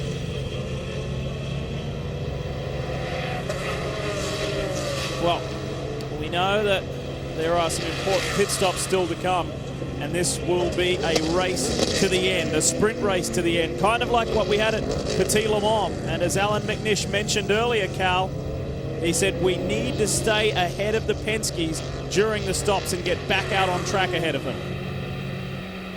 And I think that's going to be the real key. One thing I have to say about the fabric of this race here today is the fact that the yellows have really fallen at just the point where the Penske's may have had a fuel advantage over the Audis, so that has been negated for today. We're talking to Brad Kettler. He said we've got 4 or 5 permutations we're looking at right now. That was before we went to yellow. One consideration is they may double stint the tires. Now remember, they stopped not that long ago. It wasn't a full stint they'd be looking at to finish this thing off, so it'd almost be like a stint and a half. They said, you know, the tires are hot. It takes a long time to get the new tires up to temperature, so that may be a consideration. And we see tires on the wall for Penske. We know they want to try and go to that softer compound, so that may be advantage Audi, which is a rare sight on pit lane this year. I'm not putting you on the spot, mate, for a figure because I know you've got to grab a tyre technician to grab that, but what does it feel like, ambient temperature? Can you feel it cooling dramatically out there? Oh, it is. It has dropped 20 degrees, mate. It's pretty chilly down here. I'm sure you're nice and toasty up in the booth, but it is definitely cooling down, and I understand it's going to be down into the high 40s before this thing is over tonight, so that's going to be a major consideration for these teams. Alan McNish believes that the car is pretty good, and if Dindo stays on those warm tyres, that may give him a bit of an advantage when we do go back to green again. Marco Werner was just complaining to his crew that as the sun is setting, it's getting colder, that the number 2 car, its handling has gone off. It's getting progressively worse, so riding right here with Marco, his having handling problems, he thinks it's due to the tires. Only about 2 seconds difference between time fill and filling it to the bend. So we'll fill it to the bend, so we absolutely know. Okay. It's Ron Mathis communicating with Marco. So how long will the fuel be, Ron? Cal, can you check in with the Audi It will team be about 19 just to seconds.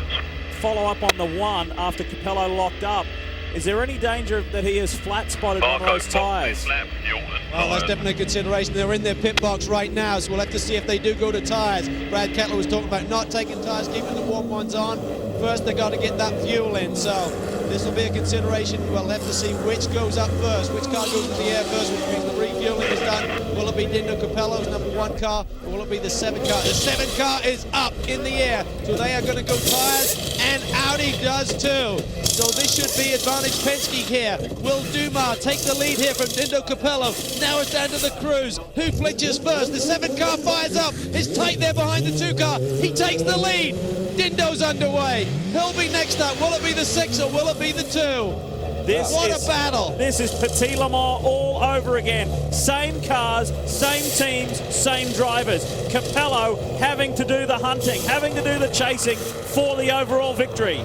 Romain Dumas, however, in the 7 car clipped the tire of the Audi. I don't know if anybody's caught that now or not, but we could visibly see from here that as he pulled around the Audi, there was contact with the tire that had been taken off.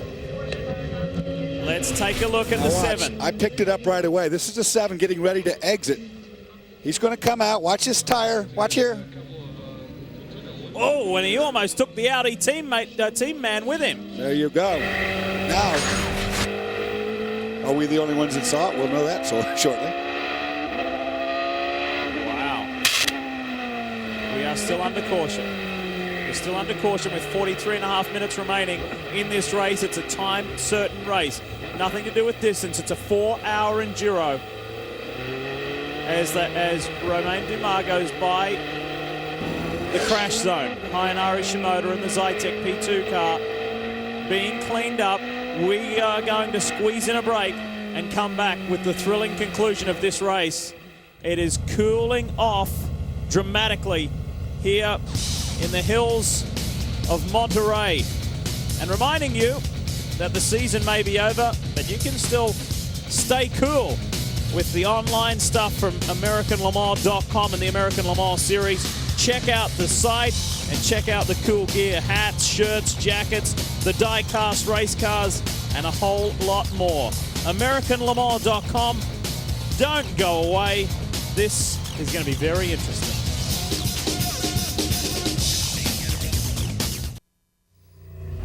Talk about championship deciding weekend. That's exactly what it is with the Formula One World Championship tomorrow here on Speed live from 11:30 Eastern. Can Lewis Hamilton do it? What about Alonso? What about Raikkonen? It's a Massa-Hamilton front row in Brazil after qualifying earlier today. We're very excited to have that live for you tomorrow morning at 11:30 Eastern. What a beautiful place this is. It's not so beautiful if you're driving into that. Yeah, however. That's going down the hill out of 9 into 10. And that's exactly what you're going to see, a big old ball of sun right in your face. As Calvin mentioned earlier, temperature dropping dramatically. Quite cool. And the trick about TV is that the iris on our cameras all around the track, and I should make mention too to our awesome speed crew, all the guys and gals working the cameras, working the equipment. Thank you for a wonderful season. What a top shelf job you have all done. The iris on the camera tricks you because it looks lighter on TV than what it actually is outside. It really is getting quite dark out there. Cal? Well, a face we love to see back in the American Le Mans Series is, of course, Mike Rockenfeller. Rocky, it looked like by the second stint you were really starting to get back in the groove today. Yeah, I mean, at the beginning I was a little careful. I lost some time, but then there was a yellow, and I was right back and behind the top 3 guys. And I had new tires on then like they did, and then my second stint was really good. I could do the same pace than the leading car, and I enjoyed it a lot to be back and to be in this Audi car. You haven't been in the R10 for a while. Le Mans was the last race action that you saw. You did a short test, we understand, but how hard is it for you to weave yourself back into the fabric of this race team? I mean, you know, after Le Mans, of course, it was not easy for me anyway, so I'm really happy to get this second chance, and that's why I was extra careful, let's say, the whole weekend. But I think my speed was good. I made no mistakes in the race, so now I feel much better. And yeah, I mean, I hope the team is happy, and I hope Emanuele is getting back soon. All right, mate, great to see you back. Thanks. There he is, Mike Rocky Rockenfeller, finished 12th in this year's DTM, scored a couple of points at the second last round in Barcelona in Spain, and he did actually admit to Calvin and I the other day, Dorse, that at Le Mans, he said, yes, it was my fault. He said, I naturally went out there and I thought it was dry. I didn't realise there was a couple of wet patches and I was on it, 110%. And the car just snapped around. And he said with the weight in the rear of those diesel-powered Audis, when they go, they're very difficult to catch back. Of course, the point that he wrecked was at the fastest end of the straightaway, so it was a very, very big accident that he had. Got down in there, got into that wet area that you're talking about, got turned backwards. Good news is he went into the wall backwards, and the car did what it was supposed to. No injury. But it was a big shunt for sure. We know that many of you tune in at a variety of times, and for those of you who have just switched on, welcome to Speed's live coverage of round 12 of the American Le Mans Series. Big crowd here today enjoying it. We've got just over half an hour left in this final race of the year, and who will get the final overall victory? Who will have the last laugh? Will it be Penske with their Porsches, or will it be the Works Audi R10s? Of course, they run in different classes, P1 and P2, but at the moment it's the Penske Porsche of Romain Dumas out in front. There's the overview there.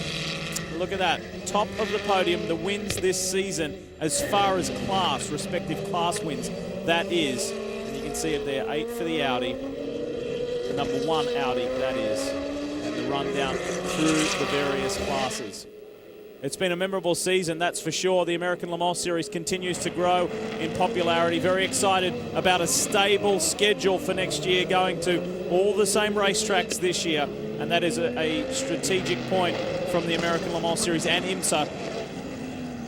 Build regularity, build predictability by setting a regular schedule and a stable schedule. They're very happy with the venues and the markets that they visit, and they will do again the same in 2008. Let's take you back and walk you through what has happened so far for the late turn-ons and tune-ins.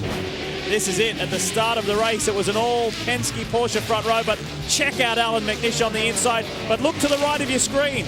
In the Andretti Green XM Satellite Acura, Brian Herter, as he said in his own words, I made a little mistake, but it was a little was enough to go around and get stuck, and they went a lap down. Then McNish on the outside at turn 5, almost unheard of here at Laguna Seca, went into the lead. In GT2, Jorg Bergmeister and Jamie Mello went at it blow for blow for the opening stanza.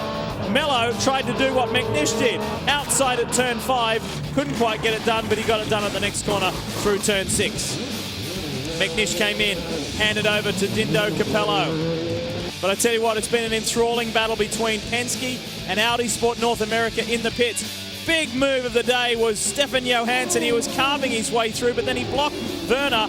That caused a puncture, and then in the end, Leitzinger wasn't aware that Stefan was going a little slower, and he ended up in the gravel trap. Good forceful restart there from Dindo Capello. Pushed his way through past Romain Dumas, and he could not answer back. That's for sure. Chris Dyson was enjoying a run towards the front, but look out. Here comes Dindo. And then in GT2, Mika Salo going to the front. The championship battle, seesawing, but all the power and all the advantage to Risi Competizione. That was the most recent move for the lead in that class. Salo gets by Kelleners, and there's a controversial point.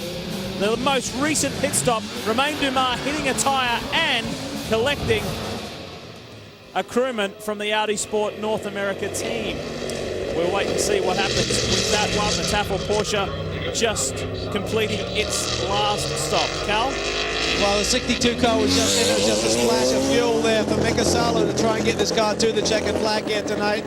But I don't know the exact calculations, Lee, but I think these boys are pretty close to wrapping up that championship. I mean, 70% was the mark they had to get points, and I think they're certainly beyond that. So I don't see any celebrations yet. They certainly want to get the best result they can and then celebrate afterwards, but things look like that's going to be good news for Risi Competizione and the whole Ferrari camp at the end of this run.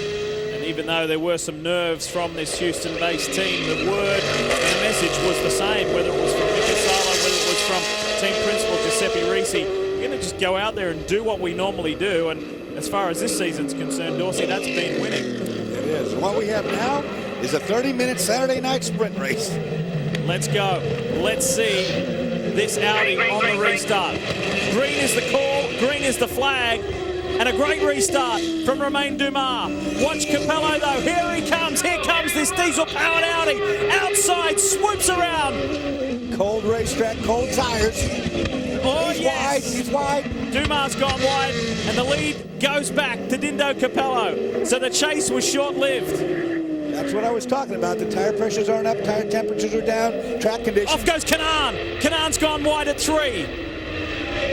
Exactly what you were talking about, Dorse. Yep, it was predictable. I mean, it's going to be a real slippery racetrack for about 2 laps. Temperatures dropping rapidly. Here comes Marco Werner, gets by Adrian Fernandez. Kanaan is the next one on his list.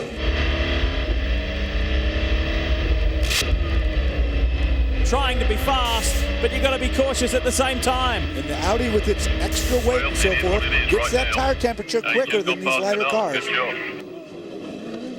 Pat on the back for Marco Werner from the team. Good job, great pass. Look at Fernandez trying to work, trying to make something happen on Kanaan. Down through Rainy Curve, turn 9. Totally blind here. These guys can't see a thing.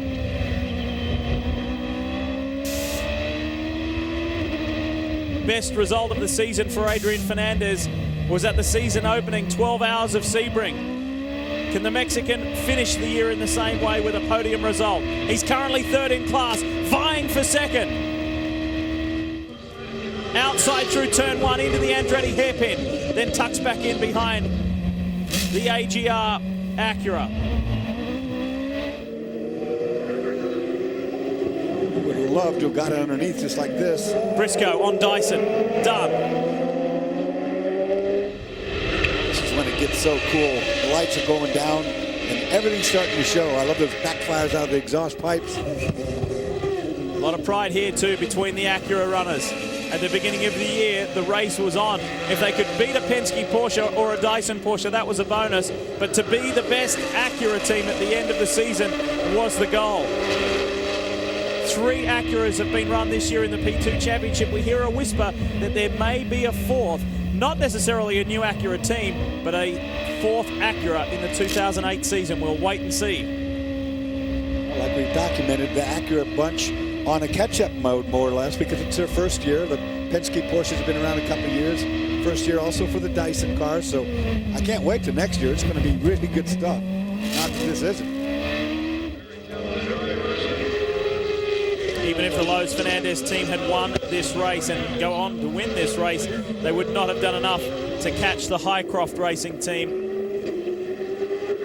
to win the team's championship as far as the best of the Acura teams, that is, I'm talking about. Penske already clinched that team's championship for the P2 class at Mosport several rounds ago. The battle is still on in earnest in GT2. That GT2 war is fully on. Look at that. Through came Johannes van Overbeek, forcing his way through. And that was the class leading car, the 18 of Ralph Kellner's. Van Overbeek a lap down after problems with a punctured tyre and a drive-through penalty. Coming into this day with such high hopes to win the class in this 12th and final round. That is not going to happen today because the power, the advantage is with the Risi Ferrari team. That team has done no wrong today, short of the little contact it made. Oh boy, Look here at we this. go. Romain Dumas back on Capello. We've got a new race leader. That was at turn 11. Oh, look at the drag race down the front straight. Capello comes storming by. Oh, was that tight through there? Talk about threading the needle. They've been in this situation before. Remember the margin of victory just 2 weeks ago in Atlanta. 9/10 of a second, the closest in Petit Le Mans history. That's what you call full commitment right there. Dindo said, yeah, you may have got me at turn 11. Watch this. I'm going to open up the taps on this Audi. He was going to go through there with one part of the car or another, but it was going to go through. I didn't see which GT2 car it was. If they were looking in their mirrors, they should have closed their eyes. Let's take another look at it. It was spectacular. The speed, the closing speed is just immense. High above, our Porsche aerial cam. Here's the first pass, getting ready. This is Romain Dumas, and it's the Transport Porsche up ahead. Watch this. Tim Pappas behind the wheel. This is amazing right here. Oh, coming through. That is just getting it all the way there. You said it was a twin turbo or a triple turbo? Whatever it is, like I said, he was going through that hole. And it's still going on. Oh, little mistake right there. The diminutive Frenchman is not finished. Battling Dindo Capello. Cal?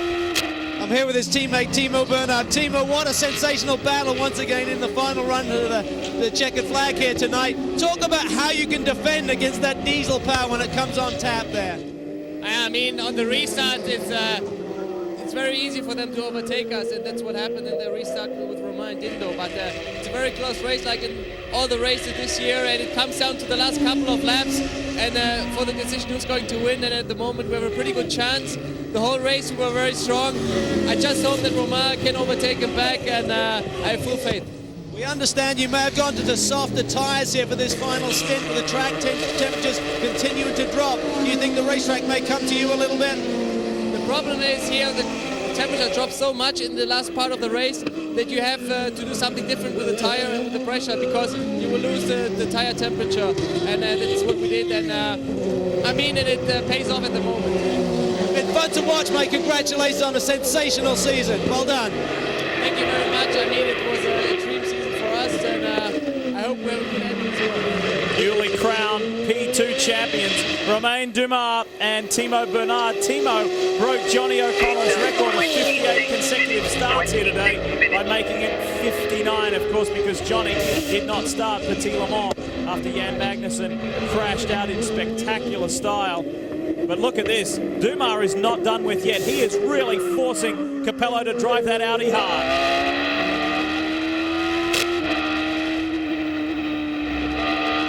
25 and a half minutes to go. Who's going to get it? They're both leading their respective classes. Capello P1, Dumas P2, but both want the overall victory to go out on a high. Countdown continues. 22 minutes remain here at Mazda Raceway, Laguna Seca. And the fight for overall honours continues. Audi versus Porsche, Audi Sport North America and Penske Racing. Dindo Capello and Romain Dumas. That's the margin at the moment. It's less than 1 second. Romain Dumas is pushing that Porsche to its absolute limit, trying to get any advantage over the more powerful Audi. Now this can play a difference. Traffic will make the difference between getting by this car or not. That's what's happening up front. Let's talk GT2 because Mika Salo is back in the lead in GT2 while we were away. He overtook he's not happy Ralph about that. Kellners and not very pleased with the Robertson Panos and letting them know so. That car is pretty slow. Here's Mika on his way to becoming an American Le Mans Series champion for the first time in his career. And what a diversified career it's been. Another Finn enjoying success in ALMS competition. We got to know JJ Leto so well over the years. Now it's Salo's turn. Just got by the sister car of Nick Johnson and Tracy Crone. Nick's finishing off the day in the green machine. It's their 5th appearance. The Crone colours under the Risi umbrella in ALMS competition this year. They're hoping to do some more next year as well, which is a good sign. The BK Mazda back on track. That's a positive sign as well. Yeah, they were back in the garage for quite a while, had the car up in the air, so whatever that problem was, they have rectified it and put it back on the racetrack to learn more. 3rd in GT2, and it would be a very gratifying way to finish the season, is the Panos team PTG entry. Bill Auberlen and Joey Hand. They're in a top 3 spot at the moment. This car we ride with, Johannes van Overbeek, frustratingly for the Lizards, they are 5th in class at the moment. It's not enough. It's nowhere near enough to win the title, the driver's title at least. The replay of how Salo got by Kellners. Coming down off the corkscrew, good setup, going into rainy corner, turn 9. Gets to the inside, and Kellner's, one thing I notice about Kellner's, he's very clean. Once he knows that he's lost his advantage, he just lets it happen cleanly. That's the smart thing to do versus wreck the car or lose time to the both of you. And Salo has been able to pull away quite convincingly. He's got about 3 seconds or more now over Ralph Kellners.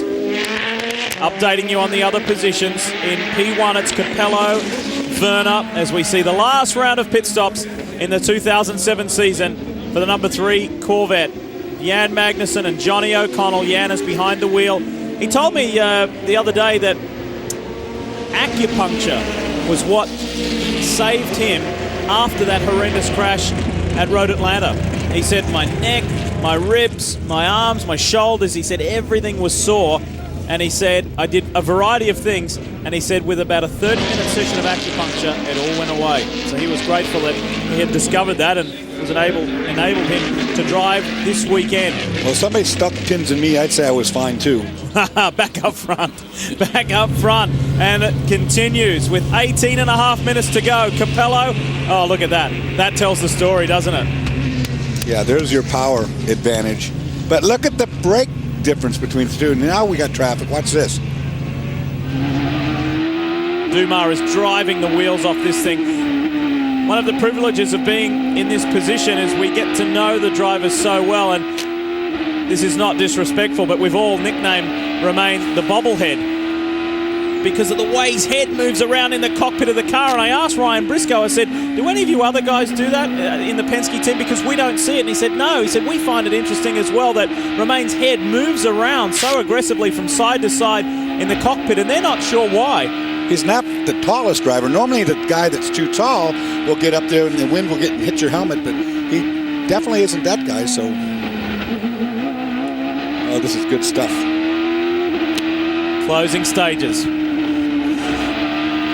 Now he's going to try to set him up here. 17 minutes to go.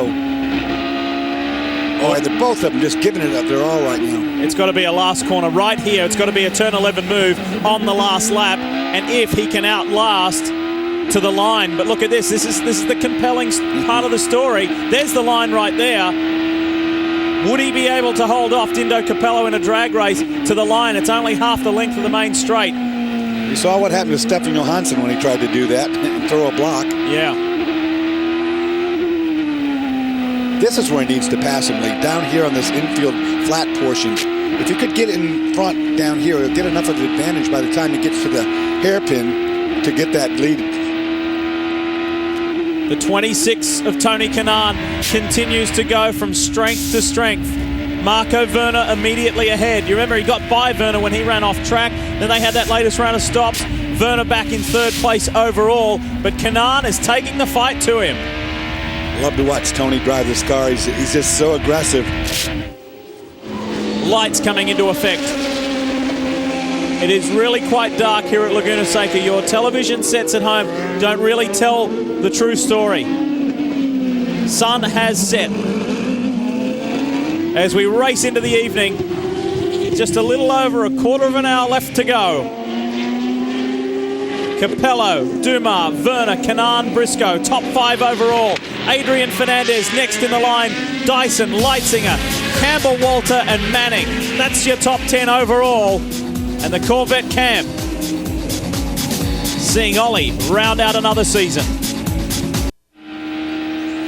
Back right through to the checkered flag. You're live on Speed, and this is the Monterey Sports Car Championship, the finale for the American Le Mans Series in 2007. You ride with Romain Dumas, and he's chasing Dindo Capello through the turns. This nimble Penske Porsche is amazing.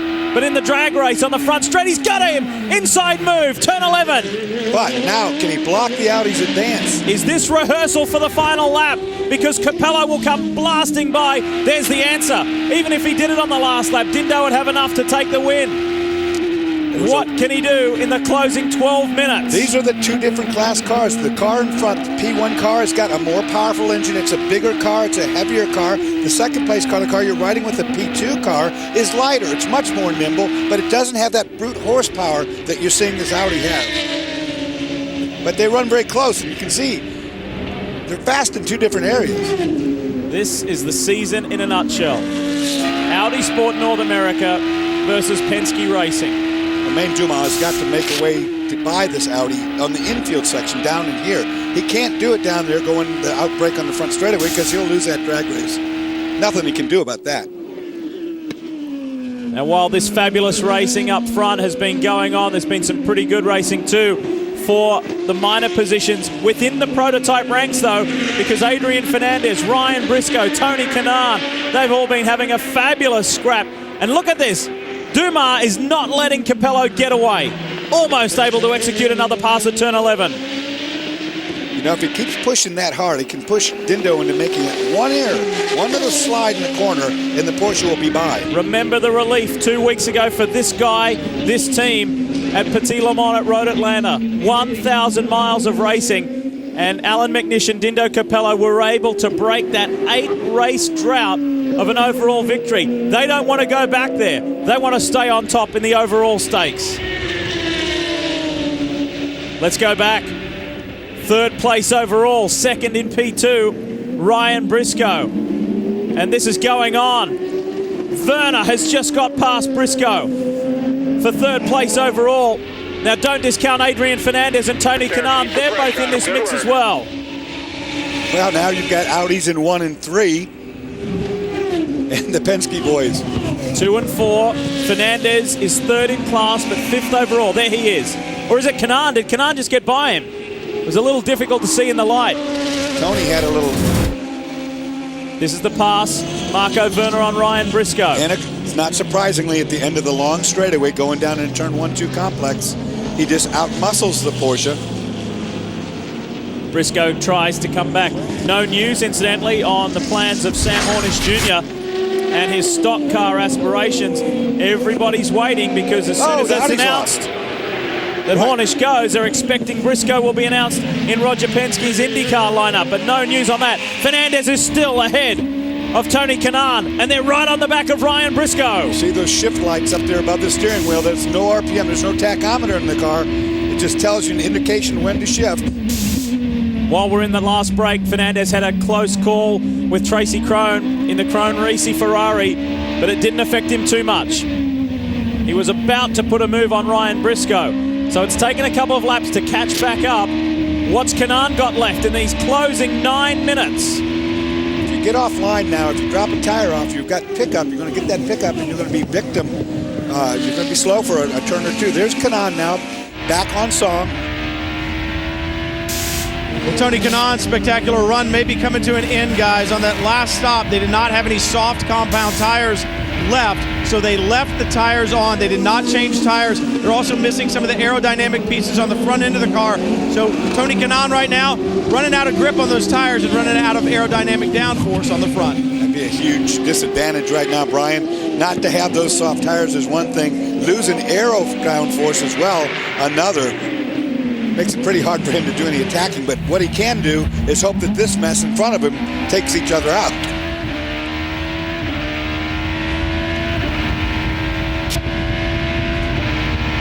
Let's document the last, say, 5 or 6 laps for Tony Kanaan. Check this out. This is at turn 4. He caught the curb on the inside, runs him wide. And that's what I'm talking about. Now that he's dropped his left side tires in that dirt, everybody's going to go by him, and he's got no grip on that one end of the car.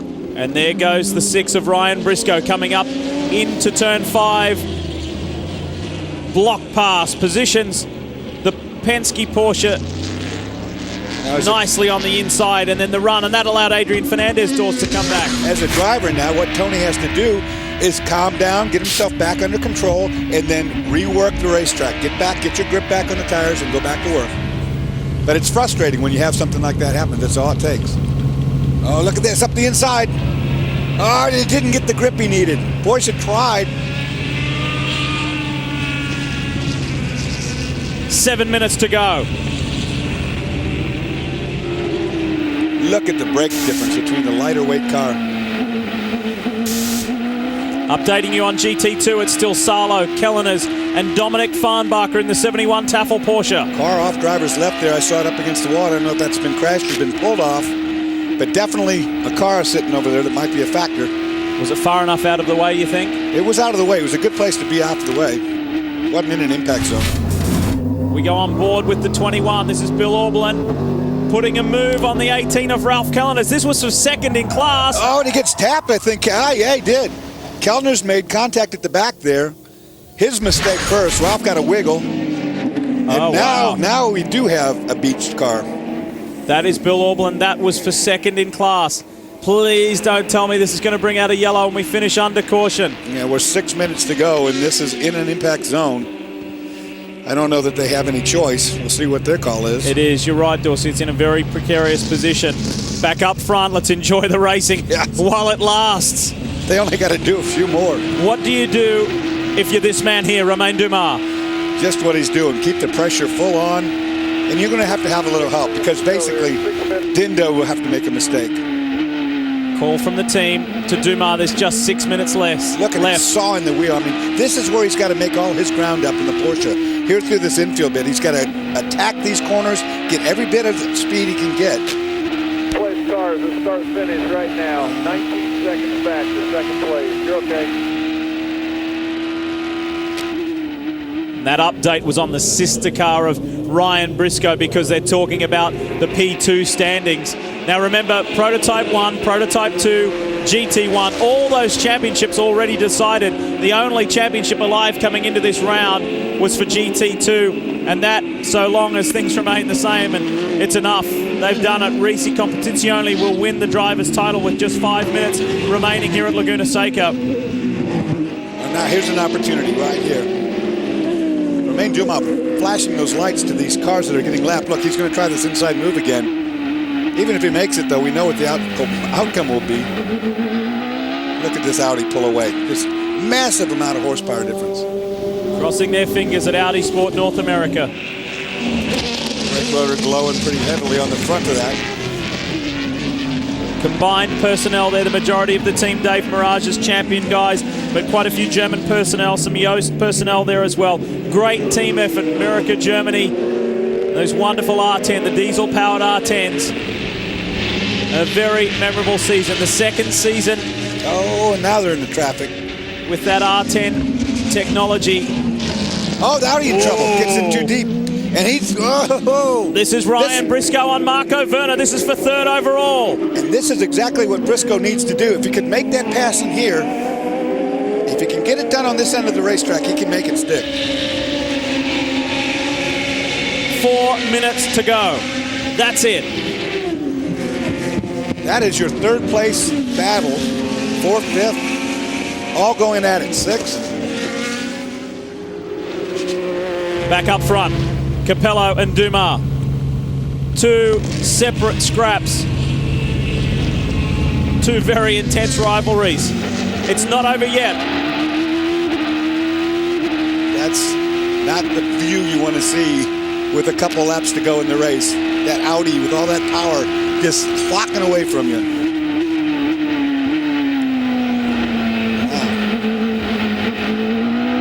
One of the two Corvettes.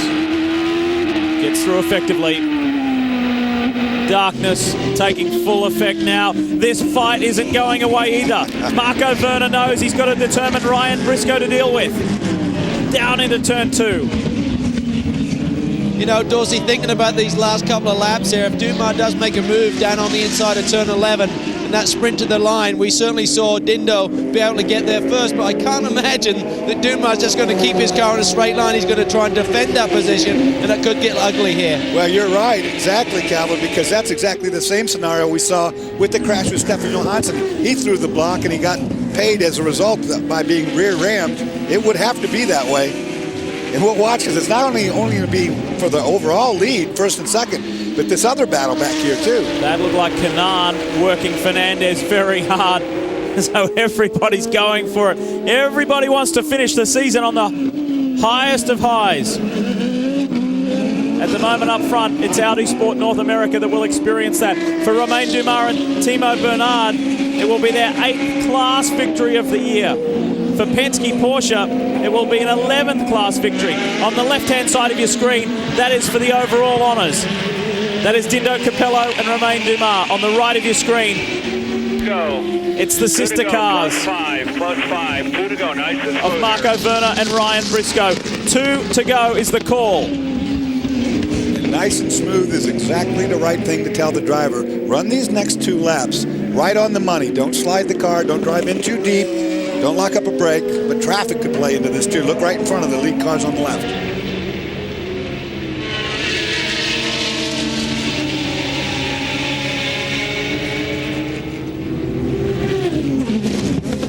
The last lap and a half of the 2007 racing season. Boy, traffic's tough when lights like this. Oh! What choice does he have? He has got to go. Exactly. He's got to go. That was Romain Dumas coming through on the inside of Darren Manning. 1 to go. Alan McNish watches with much interest, as you can imagine. McNish told us live on speed that he thought Dindo Capello's drive at Petit Le Mans 2 weeks ago was the best he has ever seen to get them the overall and class victory. Final 2.2 miles around Mazda Raceway, Laguna Seca. It's got to be a traffic issue. It's got to be something unusual to hold Capello up, to give this man here, Romain Dumas, any hope of getting by the R10 Audi. Penske watches on. It's another class victory, but that's not what they're satisfied with. They want overall. The car off there on the right. Somebody in the gravel trap. There's no caution going to come out as a result of that. Just caught my eye. It's not in a good place, but this is only a half a lap from being over. Remember, these 2 championships have already been clinched, P1, P2. But traffic. They just won another race win. Traffic for the Audi. I said traffic might hold it up. It might change the outcome. Will it? No, they get by, no worries. But watch Dumas into the final turn. Capello will take the inside line. That's the defensive stance. That's what he had to do. Dumas tries to cut it back on the inside, but he can't do it. And the Audi will escape. McNish, Capello, do it at Mazda Raceway, Laguna Seca.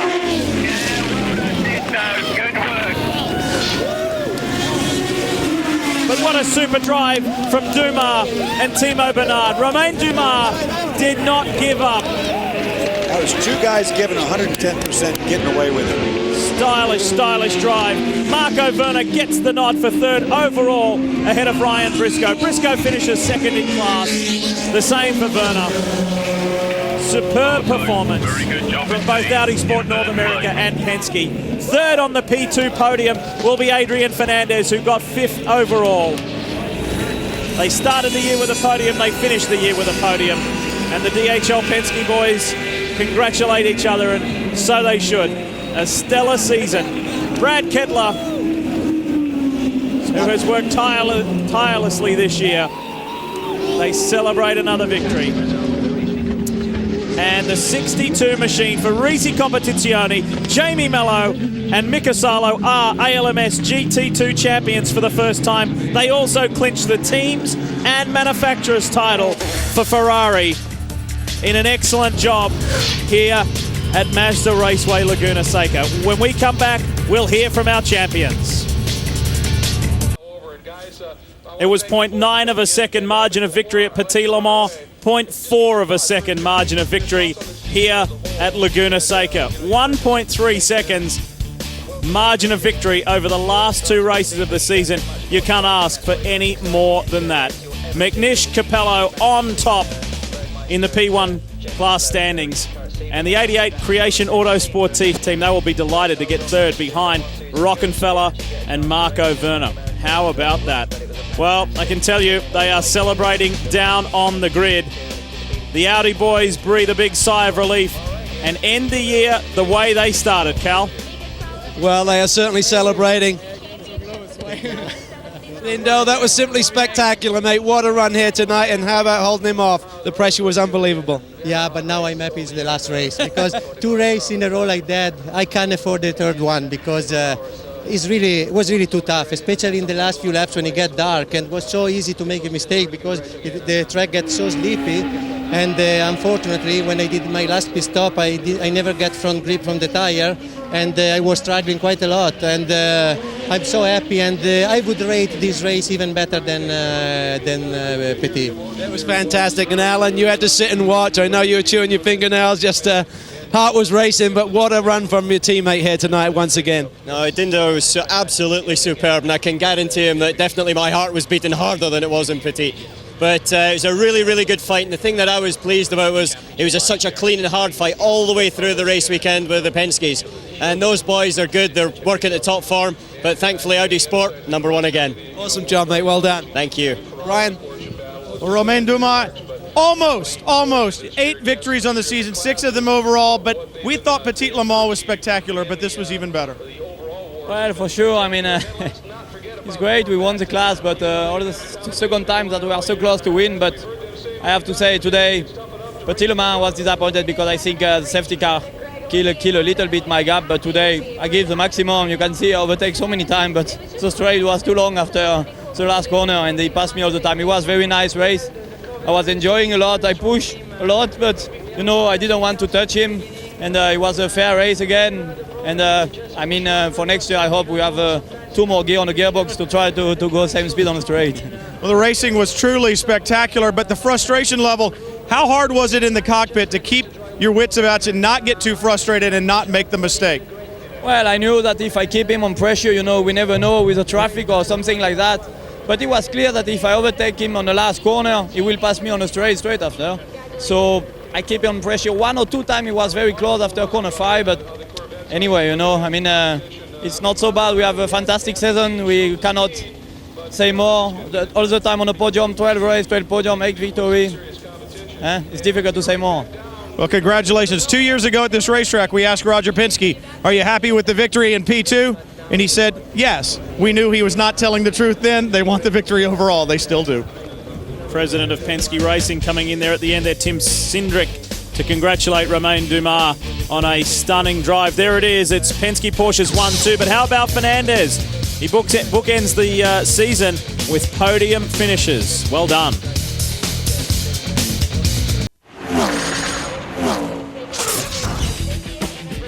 Speed's coverage of the American Le Mans Series is brought to you by Acura. Acura, advance.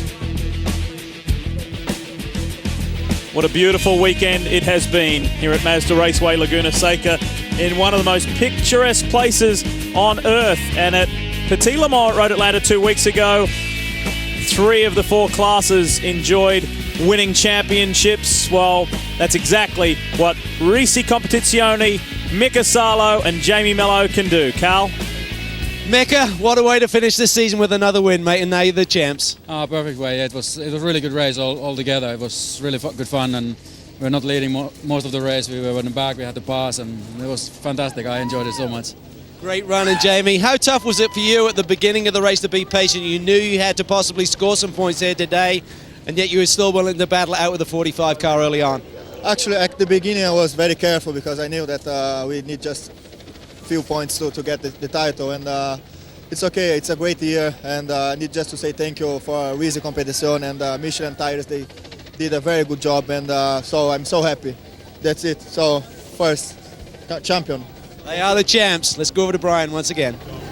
Well, Ollie Gavin, Olivier Beretta celebrating their 9th victory, and you take another championship. The season's over now. Do you guys get some time apart, or do you have to keep hanging out with this guy? No, I keep him. I mean, he's a fantastic teammate. We race since 2004 together. We have a fantastic time, and then we are friends. And we have a fantastic crew. The Corvette Racing, I mean, did a huge job since the beginning. I just want to thank everyone at CompuWare and everyone at the shop, everyone at Chevy, and my teammate and the Michelin Tires. Thank you, and see you next year. Congratulations on a great season. These guys, they're not going to be apart for long. They're going to go do a race in Brazil here shortly, guys. And Dorsey, we're almost out of time here in Monterey, but final thoughts not only on the season but this event as well. The last 2 events have been as good as it could possibly be. You couldn't get any better than this. We're going to go to Sebring next. I can't wait to get there. You know, unbelievable. 0.4 of a second after 4 hours of racing to have it go like that, not only for the overall win, but, you know, everybody did such a great job. I loved it. How about the finish at the Detroit Grand Prix as well? That was very, very close. We've finished on the best, in the best possible way. Now the countdown is on till the 12 hours of Sebring, of course, here live on Speed in only 4 months' time. It's going to fly by, that's for sure. A racing season goes by quick enough. And reminding you that coming up, as soon as we are done here from Laguna Seca, the NASCAR Toyota All-Star Showdown, and that is live from Irwindale here in California. Have you enjoyed yourself? I have, but that crowd lets me know one thing. We're not getting out of here anytime soon. That's one of your trademark sayings. It has really been an enjoyable championship, enjoyable season, and on behalf of everyone from the team, the production crew, audio, camera, engineering, and our producer, our director, everybody in the truck, it has been a wonderful ALMS season, arguably the best yet, and it's only going to get better in 2008. We hope you can be with us.